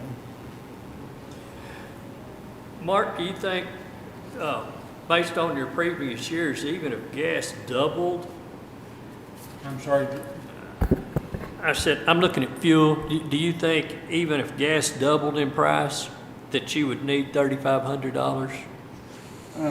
The most you've ever spent's about 19, and it's even if it's been set at 3,500 years since I've been the constable, and so I've left it that way. see, Now that I got the other vehicle, Darla's been coming out. She hasn't come out a whole lot.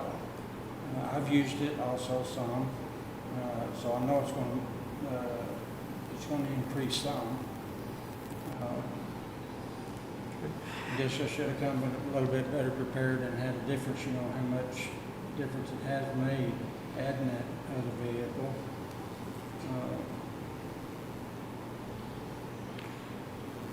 and But that's the best I can tell you on that. That's since I did come better prepared on that. and bonds now are $30 or $93 per reserve. Is what they are. Yes, on the bonds, it's yes. So that's times 2 to get that 185. That take care of them for 4 years. Yeah. Okay. Who's the other reserve? Jim Carter. Oh, that's right. It looks like that, and we've talked about this ammo, I think, every year, and it looks like there's, another request to increase that, where I think it's been about $150 a person. That's the only thing I question at this point. Whenever your reserves are working, you're off, right? I'm sorry, Whenever your reserves are working, you're off, right? not entirely. No. Okay. Uh, I was just curious because I do. Sometimes that's true, but Darla comes out at other times, and so she can get her out, just be out and get hours in. And, Do you hand that camera off to her when you do that also, your body Sorry? cam? Do you hand your body cam off I to her? have two right now. One of them is about as simple as you can get, and they barely fit in this loop I got on my chest. So it doesn't download to It the doesn't- cloud? Neither one of them downloads to anything. Okay, It's other than me hooking it up to a computer. right, okay, so you'll only have one, But and you're gonna carry it. The one It's I've gonna, got that goes on my chest is my perk, it belongs to me. The county had one when I come in, it was in a box that, I don't know when it got here, I don't know who bought it, but it was in, and I let Darla or Jim use it when they come out to help me. But it's not a very good camera, the battery doesn't stay very charged very long, and I don't know where I could get it serviced, but it's not no cloud-based type camera system, but which is, they meet your needs though for your reserves. Is those two, Sorry? the two that you have meet your needs for your reserves is what I'm hearing. the And two only, that I have is not what the department really needs because we're not cloud-based. Right. And what I mean by that is, reason police departments and have gone to cloud-based is so police can't tamper with it. Yeah. And see, what I got right now, if I didn't have integrity, you could erase them if you didn't like what you saw. And that's why departments have gone to the cloud base. So you can't do that.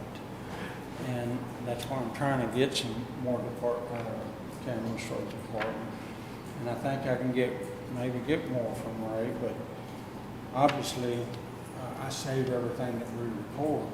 That's on the computer, but if it was a dispute, that's, something bad went on, that's an issue we're gonna have to fight in court if somebody were trying to make an issue out of it.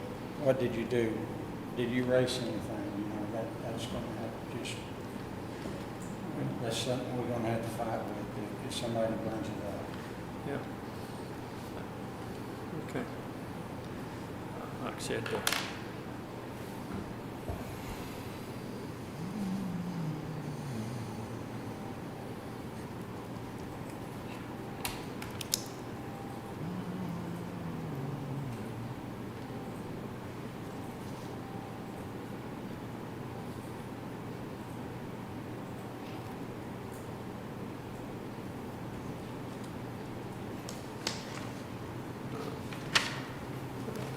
Training too, the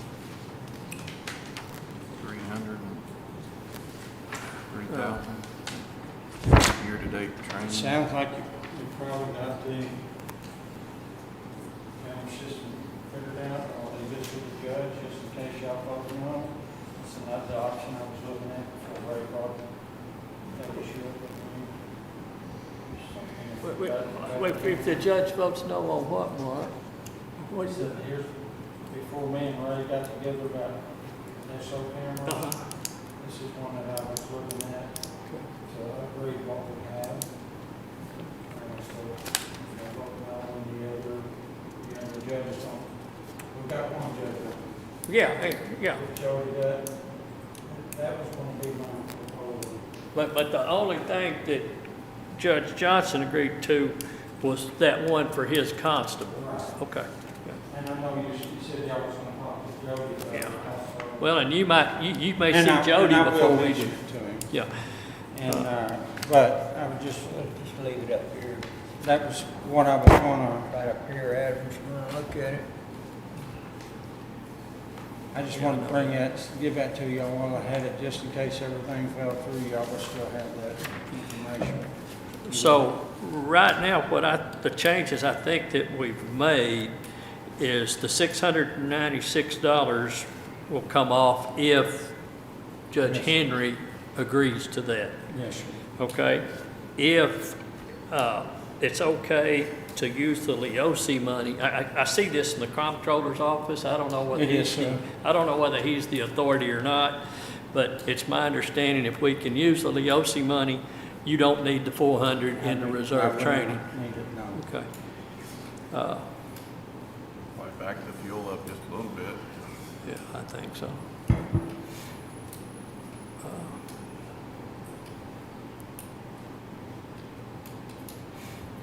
Okay. You back uniforms And that way thing, off. That comptroller's office, if I was, for some reason they thought I was doing something wrong, they would be the people that would audit my department. You say they would not be, would they? They would be the people that audit my. No. TCO and the judges and commissioners group doesn't audit any of that? The comptroller, the guy that's at his department, they would initiate now who exactly would do it, I can't tell you that. Yeah. They would be the one that would. I just think they had, I don't know. So anyway, But, we got the letter from them that says we got to go to do it, to use these funds. So I don't see why there's any reason why Cooke County, excuse me. will not use the funds. We got permission and okay to use them.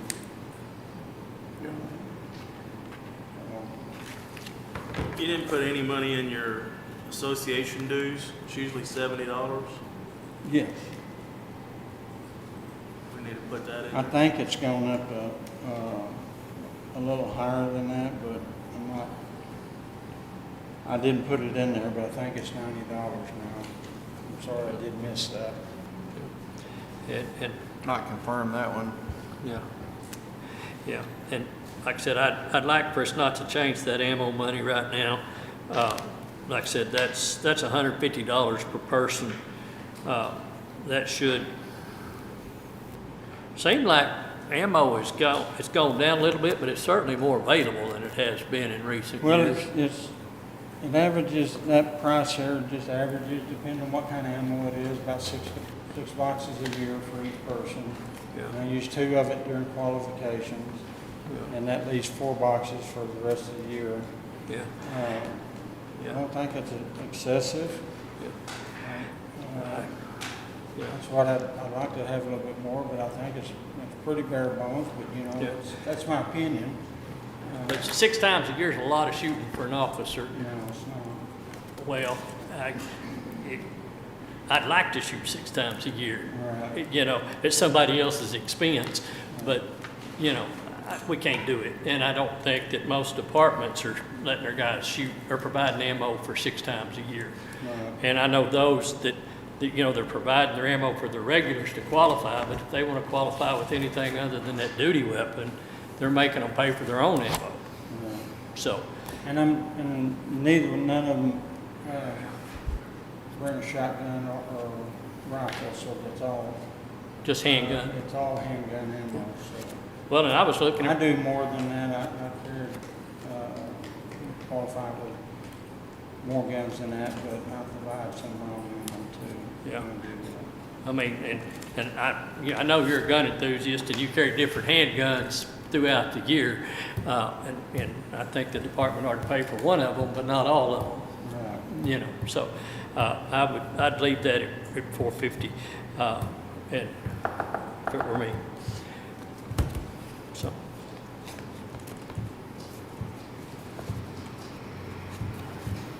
Anything else? you gotta work on the fuel, are you good with it or what? No, I think just back it up. I'm just making a note and come back and talk about it. Maybe if we just back it up to 2,500, that's 1,000, we can pull someplace else. Yeah, that's what I'm thinking. And that's still more than he's used, the fuel line, Yeah, the 2,500. 330. Yeah, go 2,500 on that. That's just my thought. That's not gonna pinch him down either. I mean, he's been under that. That's on today's cost, Yeah. the fuel, yeah, Yeah, he just said that's what the budget's been every year. yeah. So that's what he just left it at. But I can't believe we didn't catch that last year. Well, but that wasn't the request last year. If it is, we changed the request, I would guess, because, well, no, we're looking at the actuals, so, yeah. I wish this said 2025 Request. request. Yeah, but it doesn't. Any questions for us, Mark? I think that's it. If you visit with Jody in the meantime, maybe get on top of that about Okay. the cloud subscription.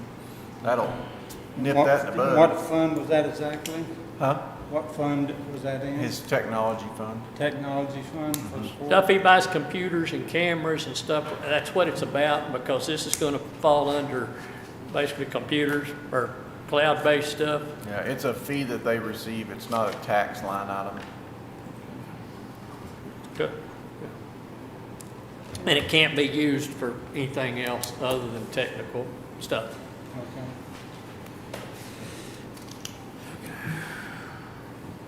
Anything else, gentlemen? Thank you. All right. Have a good afternoon. Thank you. Judge. Who we got left? That's it, unless, We have the district judge. oh, I mean, district judge, but what did you mean by any departments not listed? Just in case y'all wanted to talk about anything that's Oh, not okay. right here. Okay. Y'all can talk about whatever y'all want. Gives y'all free range. Okay. Is, I got it. Go ahead. Sorry. is she coming down, or, do you know? I don't know, I can email him. There's something I didn't quite understand on the jail thing. There's some stipends that you're talking about for, They got a grant on the immigration contract design. okay, I understood that one. Okay, on the clothes, but is it for the, Oh, I understood that one. He's got 9 employees that go for ICE. That's What not- about something about some jail stipends? I would just have Julie. that, he's got 8 employees that he's gonna give a stipend to out of this $80,000 grant. Okay, it's great. Because they're handling immigration Okay. paperwork and stuff, and, you know, he didn't get asked, the sheriffs were told they had to participate in the Yeah, we immigration had to program. apply for that grant. Yeah, which, I mean, at least if they're gonna say you shall, they gave us some money to go with Right. it. So I emailed them, our comptroller's office, which also oversees the SB 22. And I emailed them and I said, you know, I took an excerpt out of the contract that said, you know, equipment repair, and I said, to replace cameras, door automation, and, not antennas, but something else. Is that allowed, or is that allowable cost? And I got regurgitated back the contract allowable cost, and it said, they said, we can't be reimbursed by the federal government.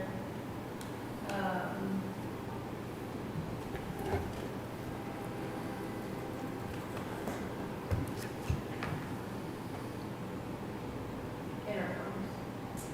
Oh, okay, and that's what he said he was gonna Equipment spend on. directly supports activities under the 287 immigration law enforcement agreement. Which is housing in the jail, some of it, yeah. It's vague, it's,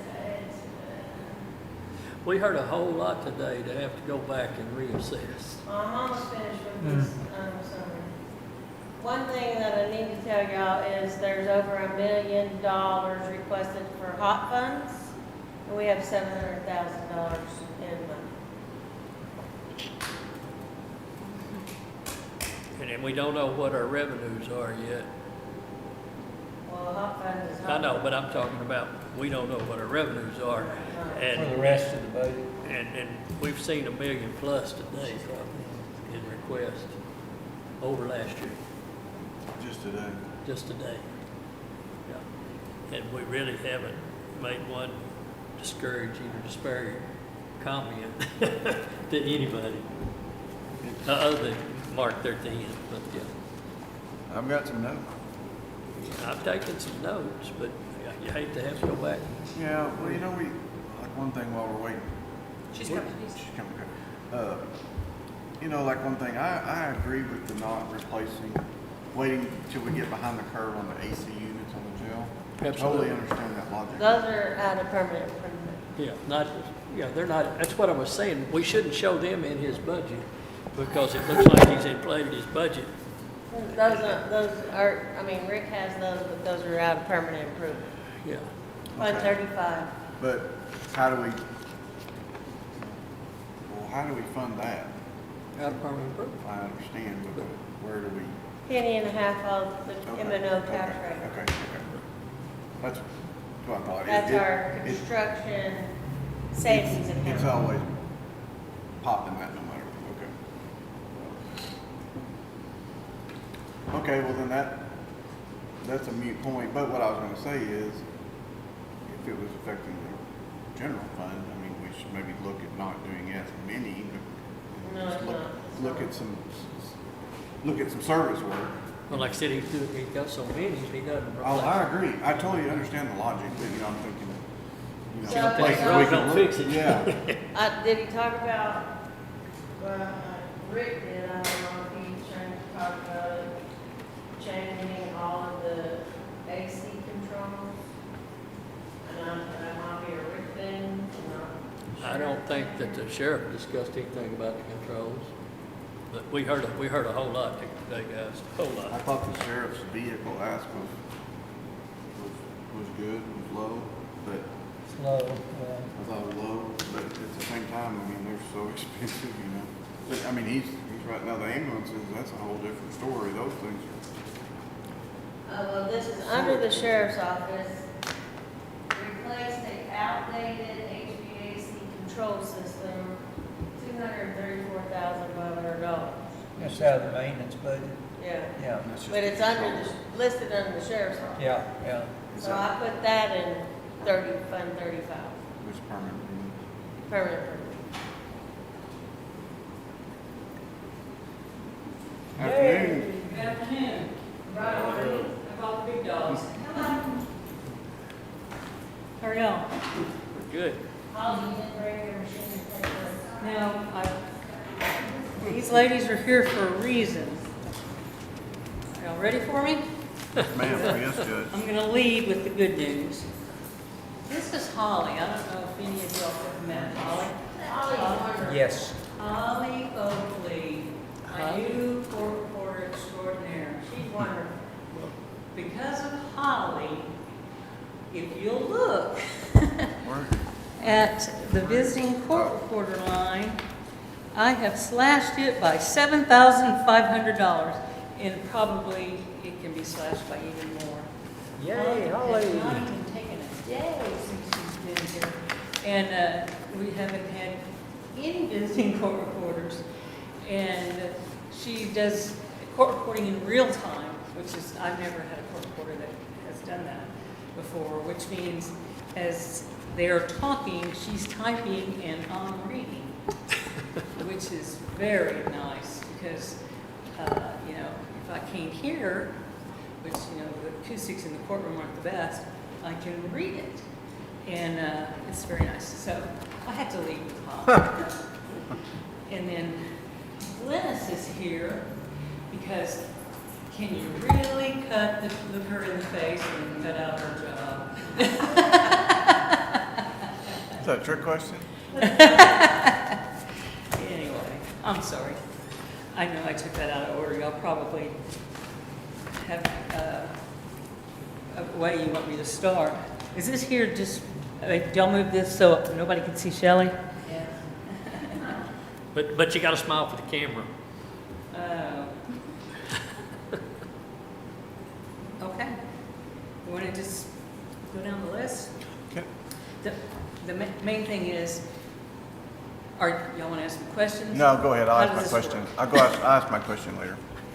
The main thing is, the assistant coordinator's job, is my understanding from Shelley, who knows all, and it's always right, is that that position was funded by an ARPA grant, and that funding will expire December 31st of '26. The last of the COVID grant. Hallelujah.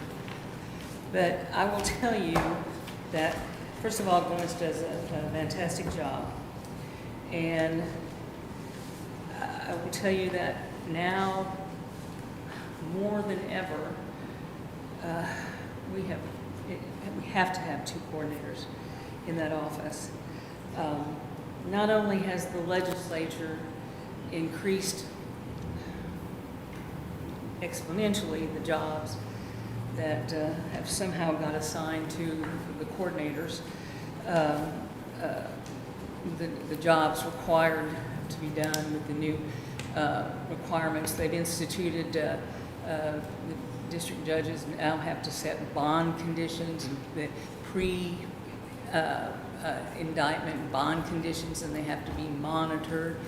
And that may eventually lead to more personnel being required in the probation department, but those have to be inputted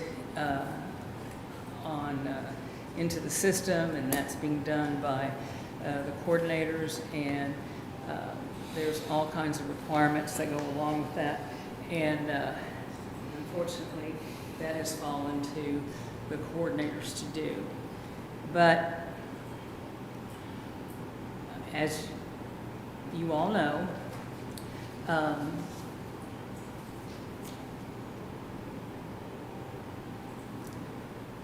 think I'm gonna ask that question here in a Yeah. minute.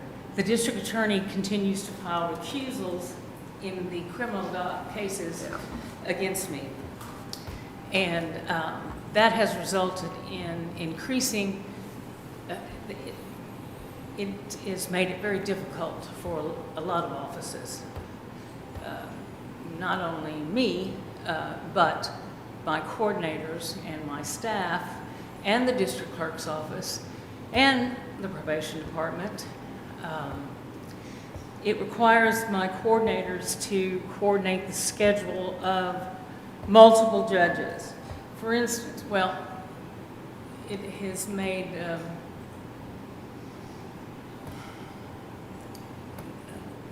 criminal docket hard to manage. This entire year, we've had one criminal trial. That criminal trial was about 2 weeks ago. It it required 4 visiting judges for one criminal trial. And it ended up with a hung jury.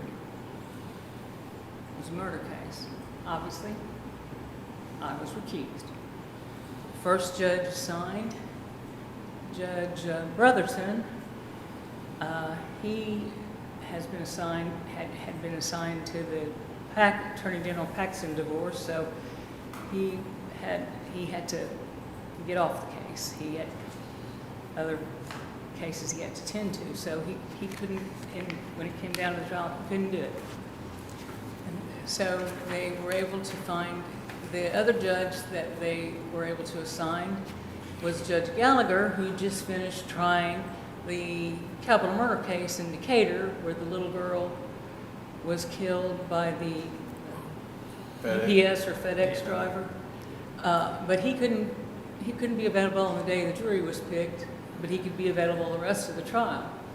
So they had to find a judge to do the jury selection. So Judge Shipman from Denton was able to be here for jury selection. That's Judge 2. But he could only do jury selection. So Judge Shipman comes in and does jury selection. Judge Gallagher comes in and starts the trial and goes through Friday. The jury gets the case at 9:30 or thereabouts on Friday and begins to deliberation. They go all day Friday and they don't reach a decision. So they have to come back Monday. Well, Judge Gallagher can't be here Monday.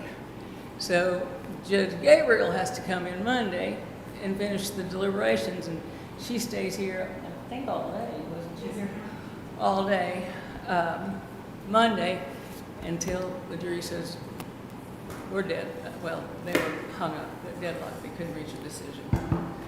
So that involved them coordinating the schedule, 4 different judges, and my schedule. And this week was supposed to be another criminal week. So I'm told it's going to be a criminal jury week. So they can't schedule any hearings for me.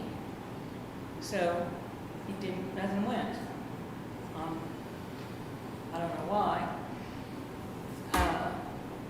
But nothing's scheduled. So now we got dead days again on my docket. Nothing's set. Monday, Tuesday, Wednesday, because everybody thought we were going to be in trial. So there's a lot of dead time on the docket. When they file the recusals, sometimes the case is already set. For instance, there was a recusal filed the day before a hearing. The hearing had already been set. Notices have already gone out. People have been notified. He files a recusal, that stops the case, because then it has to be referred to the visiting judge. And once the recusal is filed, then it has to be reset, or what stops it, and the referral sent to the administrative judge, and everybody has to be notified. That time on the docket is now dead space. And we have to wait for a decision on the recusal. Everybody has to be notified, and after a decision's made, then reset, and it just, they're busy scheduling and rescheduling. And it's difficult to get visiting judges.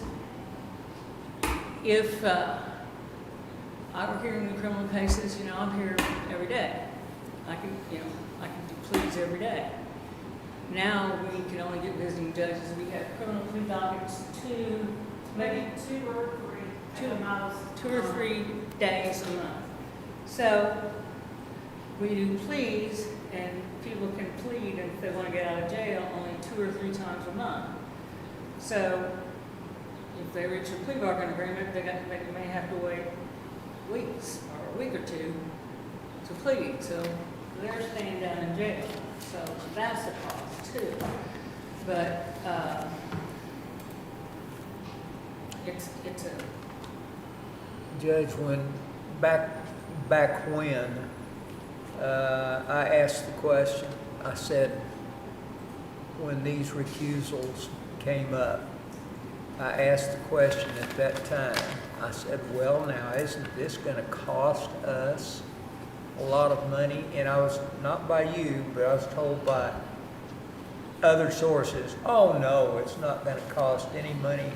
It's just one visiting judge that comes in. And I just threw my hands up in the air. I said, you have no clue.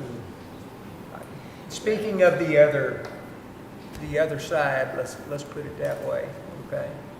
So it's I expected this, let's put it that way. It's caused additional work for my coordinators.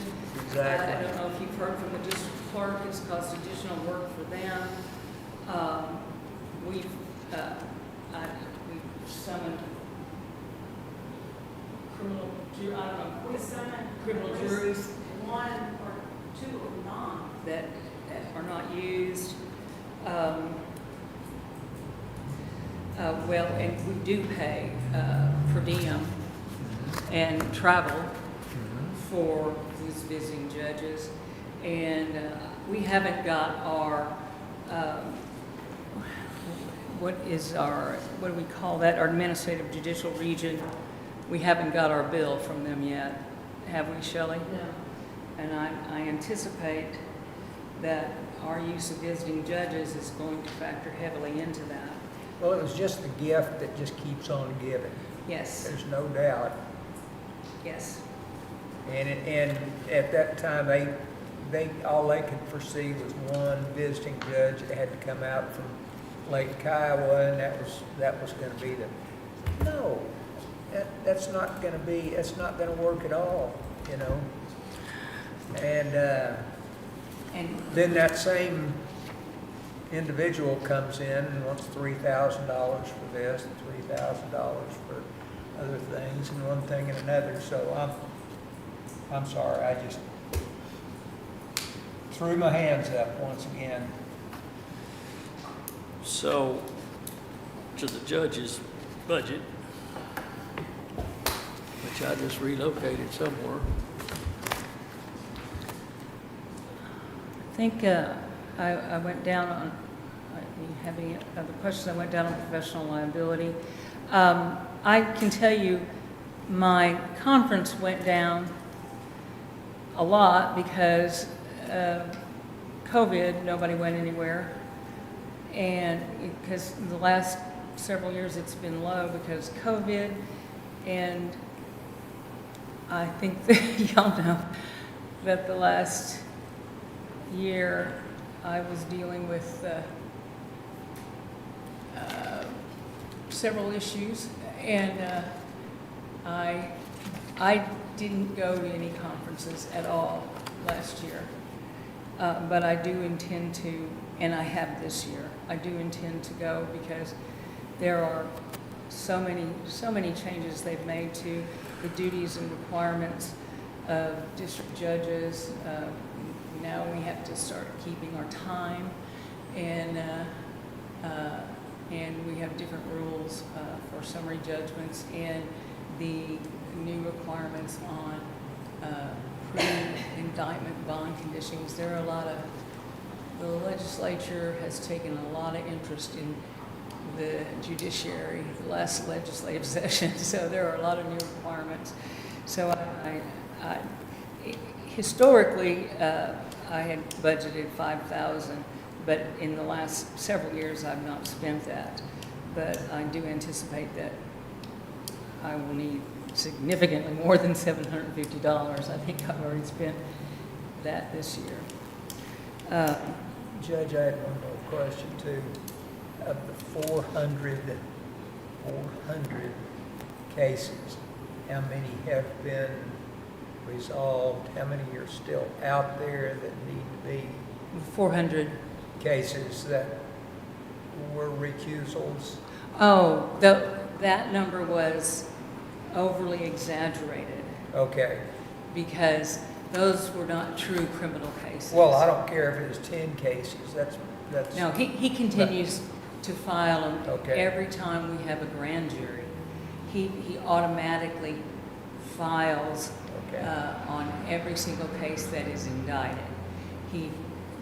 That 400, that was bond forfeitures, that was asset forfeitures, anything that could possibly be related to criminal.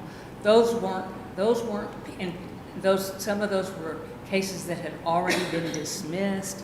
That was an artificial number.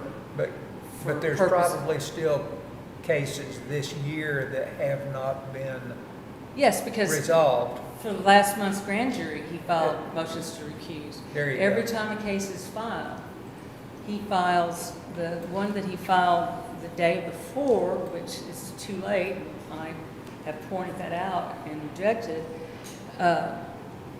was an expunction.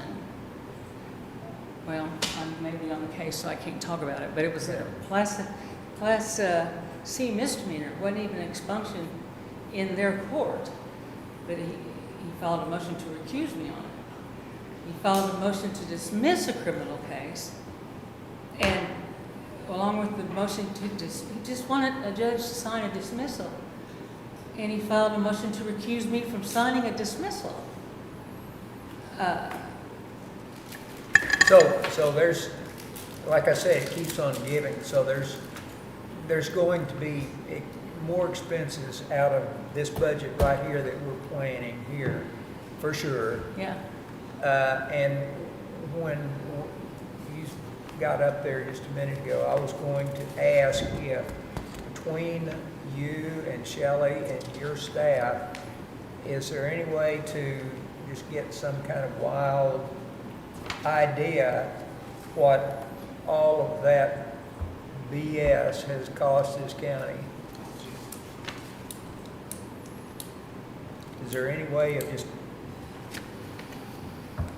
I'd like to know that. I would think at least right now, well, because even when we have a visiting judge, Yeah, I'm still working. Even sure. if I'm not here, Sure. I have my computer system at home, and if there's a jury here, to get to my office, I have to walk in front of a jury. Yep. It's rarely a jury here, but I don't like walking in front of a jury during a jury trial. I think it's disrespectful. So I work from home. But if I'm working from home and I have a question, or particularly if there's a jury docket going on, whatever, we get visiting judges from all over. They don't know our system. They don't know our schedule. And so Julie and Glennis have to be in the courtroom Yeah. as associates. And so if I'm calling up there to say, I need you to look this up for me. I have a question about this case, I'm gonna send this order back to you. I want you to contact the attorney and make these changes. I get nobody answering me. So, And don't forget to add in there, Molly. oh yeah, and we've spent direct attorney's fees, and There you go. we're gonna have to spend more. Not only for you, but for me too. Well, yes. This may cost me another subpoena, but I would love to know some idea what that, I don't know, but I can tell you based upon my not being able to use my court reporters for me, half of their time is spent doing visiting judge work, that they're not available to me. Because they have to send the indictments off for them to set bonds. I would say at least half the time I'm trying to get a hold of my coordinators. They're not available to me because they're doing work for a visiting judge. Judge, let me suggest that if you can identify that, go put it on a line item and not let's go down that rabbit trail. Do what? I said, if you can identify a line item to put that on.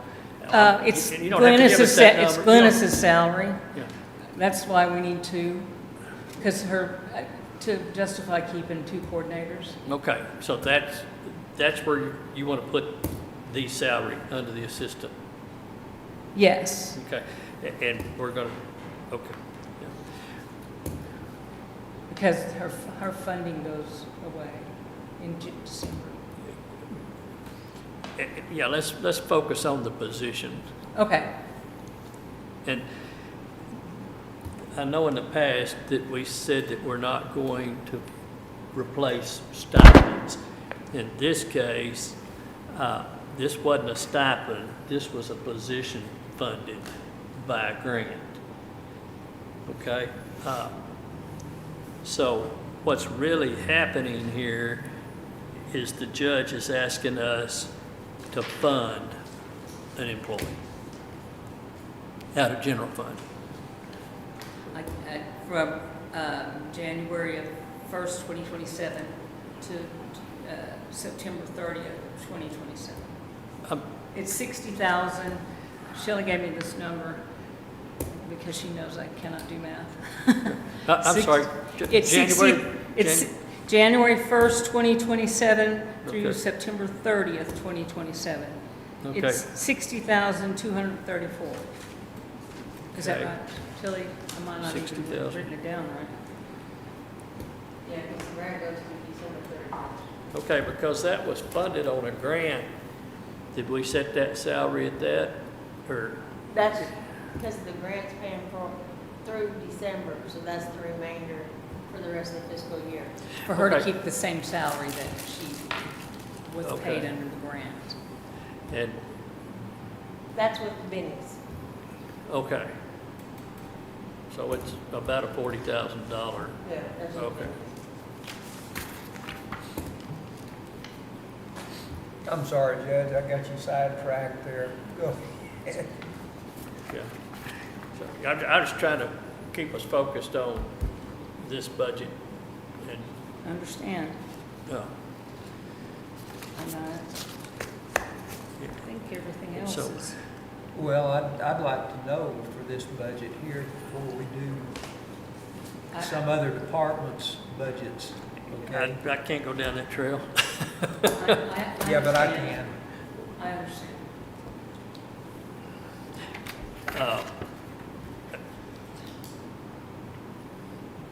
So right now, the changes to your budget or the request is for us to fund a new employee for your office based on existing workload.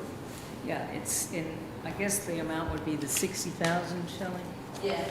$60,234. Okay. And the reason I look at that salary is that salary compared to some department heads. That's what I'm looking at. But this is, That's just with benefits. this is, FICA, what- retirement. and that's what I'm trying Health insurance, everything. yeah, that's what I'm trying to clarify. Okay. Because some folks see that, and that's what they're gonna see, and they're gonna assume that's the base salary. No, it's not And base we need to, That's Deal with that right that's now. salary and benefits. okay. So, so it looks like that there was some, fund the employee, take your conference expense back up to where it needs to be, so you can attend some conferences. I'm missing anything else obvious? We, I I don't know, the coordinators, I don't know why that was low, What line item, Judge? that needs to go up. That's because Kristen had longevity. Oh, Because Oh, so it went down because no Yeah. longevity. Okay. bonds, association dues, that went up because, well, it was, both, instead of just Julie, both Glennis and Julie, would like to be members.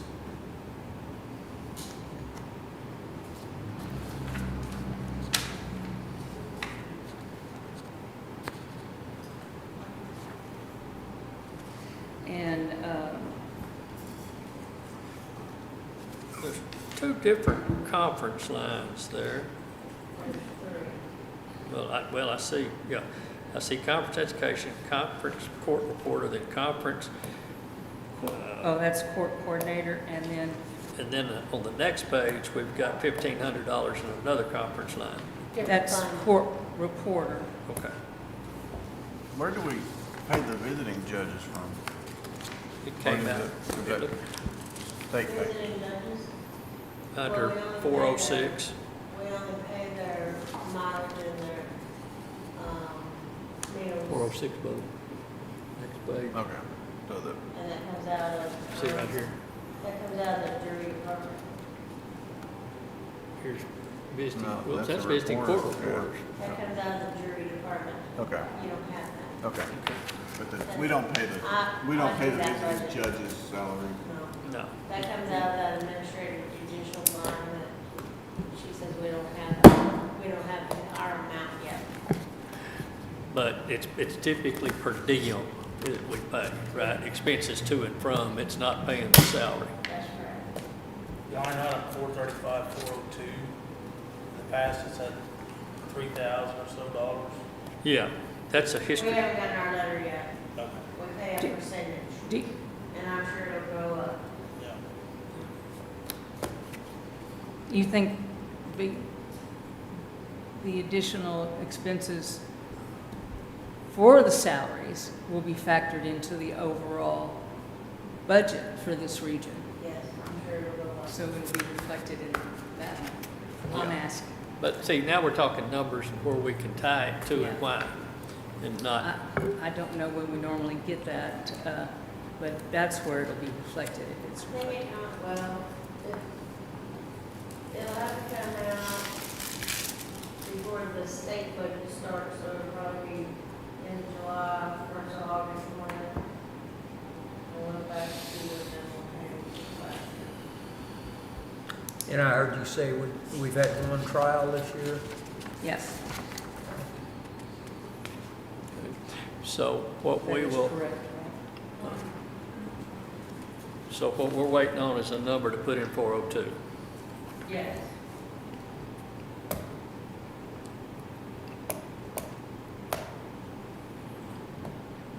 And this week was scheduled to be a criminal retrial. Yes, ma'am. Okay. What are we missing, Judge or Shelley? Nothing I know of. You good, Judge? Excuse me? I said, you good? You guys? Depends on who you ask. Anything else you want to discuss about this budget? No. I appreciate your time. Thank you. Thank you very much. Did I mention that Holly hasn't missed? I missed that part. Can you repeat it? Holly hasn't missed a day of work. She's very good. And so, thank you very much. Thank y'all very much.